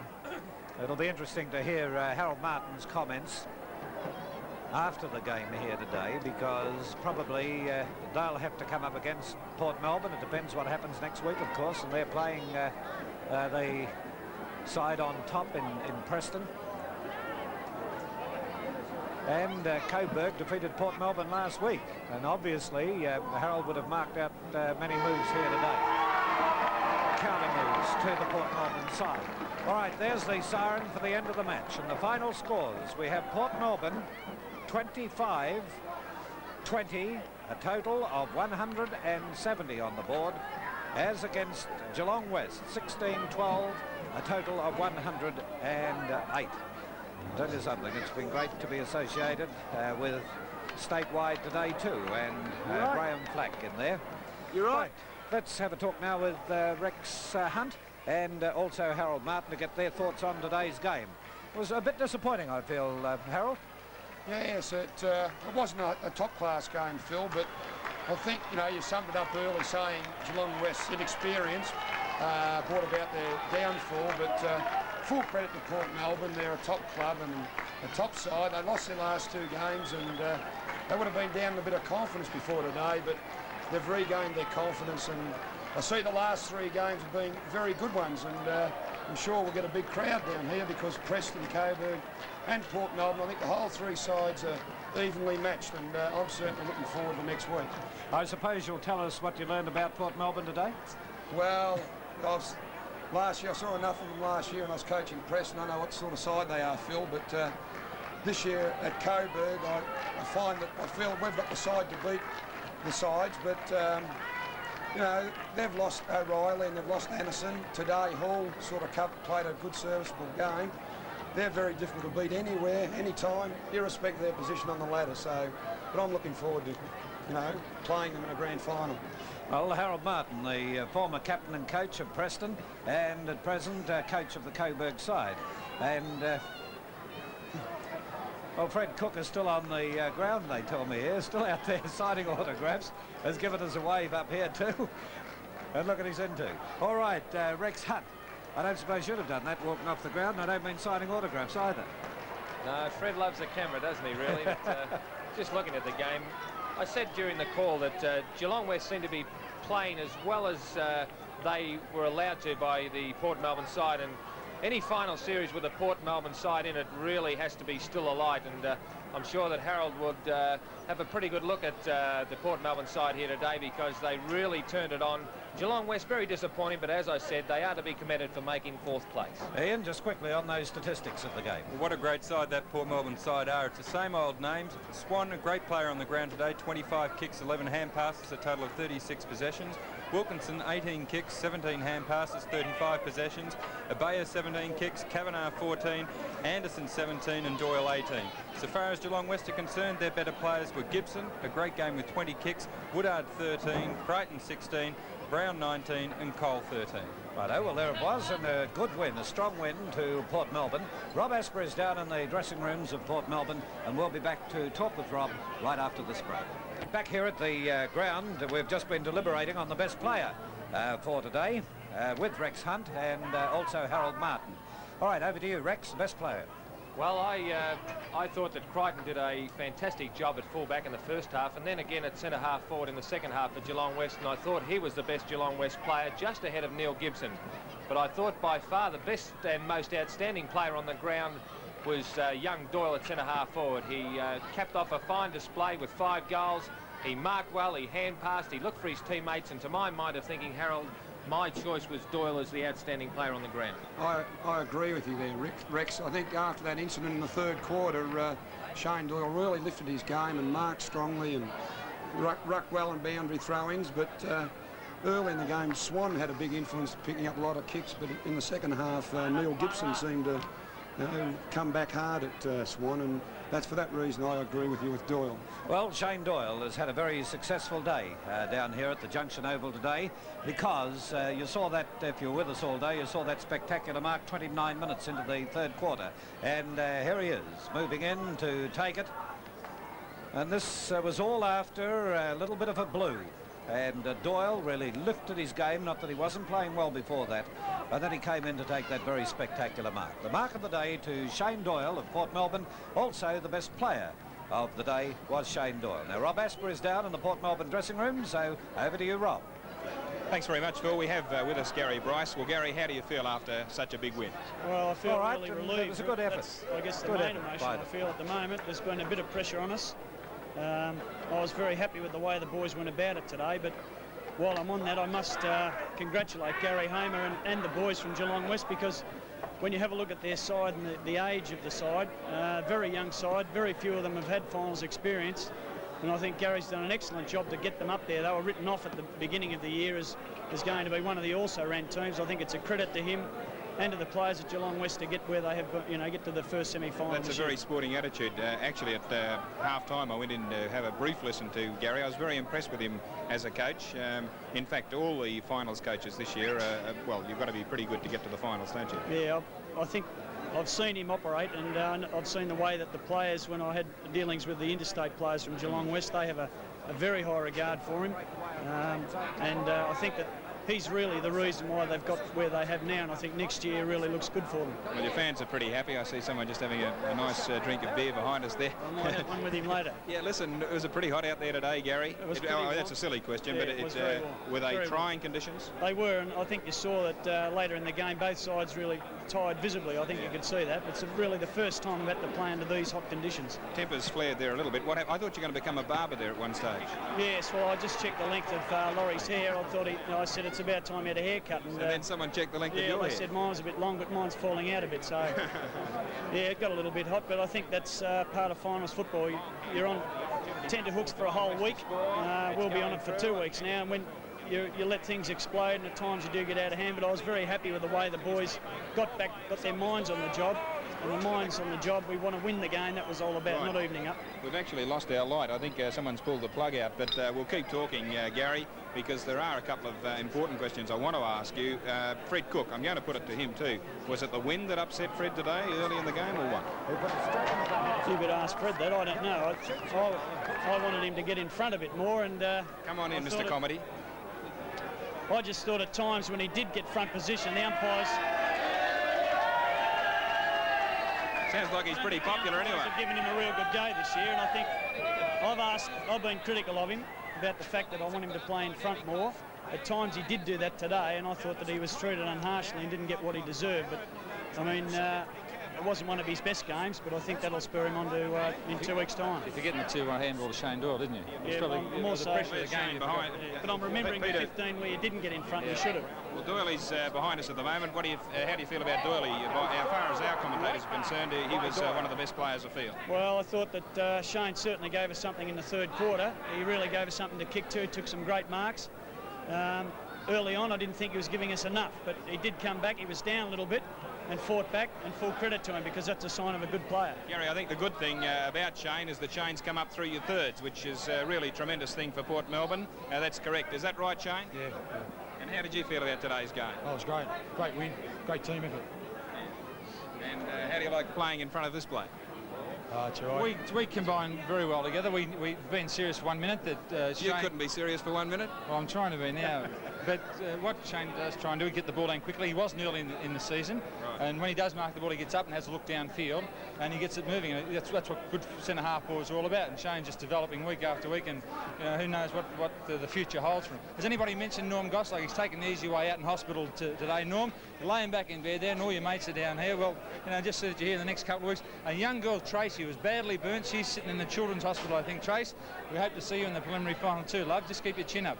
Good on you, Freddie. All right, well, look, we won't hold you boys up anymore. Congratulations on today's effort. As Gary said, congratulations also to Geelong West and Gary Hamer. It was a great effort for them to get there. And, well, can you go on with it from now? It's going to be hard from where you are. Well, we're sitting back. We've got a 2-week, well, it won't be a rest. We'll be working pretty hard next week, but we'll have a look at the game, and I hope next encounter's a very, very hard one. And what about Peter Hall? I saw him behind there with that thigh injury. He's got a cork thigh. He'll be right? Yeah. You really need him, won't you? Yeah, he'll be out in the track tomorrow running a few 200s, so he'll be all right. It's the best way to get rid of a corky. Okay. All right, well, you've earned a drink, boys. We'll let you go and have that now. And thanks for a great game today and a great telecast put on by you blokes. Thank you very much. Good on you, Shane. Thanks, Fred. Well, Fred Cook defeated Geelong West. The big match next week, of course, will be between Coburg and Preston here, the second semi-final. The coach of the Coburg side, Harold Martin. We've again enjoyed your company, Harold. Pleasure. Who do you think will win next week? Coburg, of course. All right, we've enjoyed your comments, and we hope we can get many more of them through the final series. Yeah, thank you. And Rex Hunt, for your first appearance in a football match on television, thanks very much for your help throughout the day. It's been a pleasure and quite an experience, Phil, and thank you very much. All right, we're looking forward to your comments next week. And Ian, your statistics, good as usual. Oh, thanks very much. It was a great game, and I think Port once again have proved they're going to be a force this season in the finals. Yes, well, if you can see the action of the cameramen behind the camera, it's being poured on a bit, so we better sign off for this afternoon, and we'll be back with you again at 1:45 next Sunday afternoon when Coburg meet Preston in the second semi-final. Mighty Mist. Fill it to the top. Mighty Mist. Then the vapor fills your oven and it starts to clean. It's a 1 hour cleaner that really cleans. Mighty Mist will work for you, 'cause you've got better things to do. Mighty Mist. Mighty Mist. Mighty Mist cleans it just like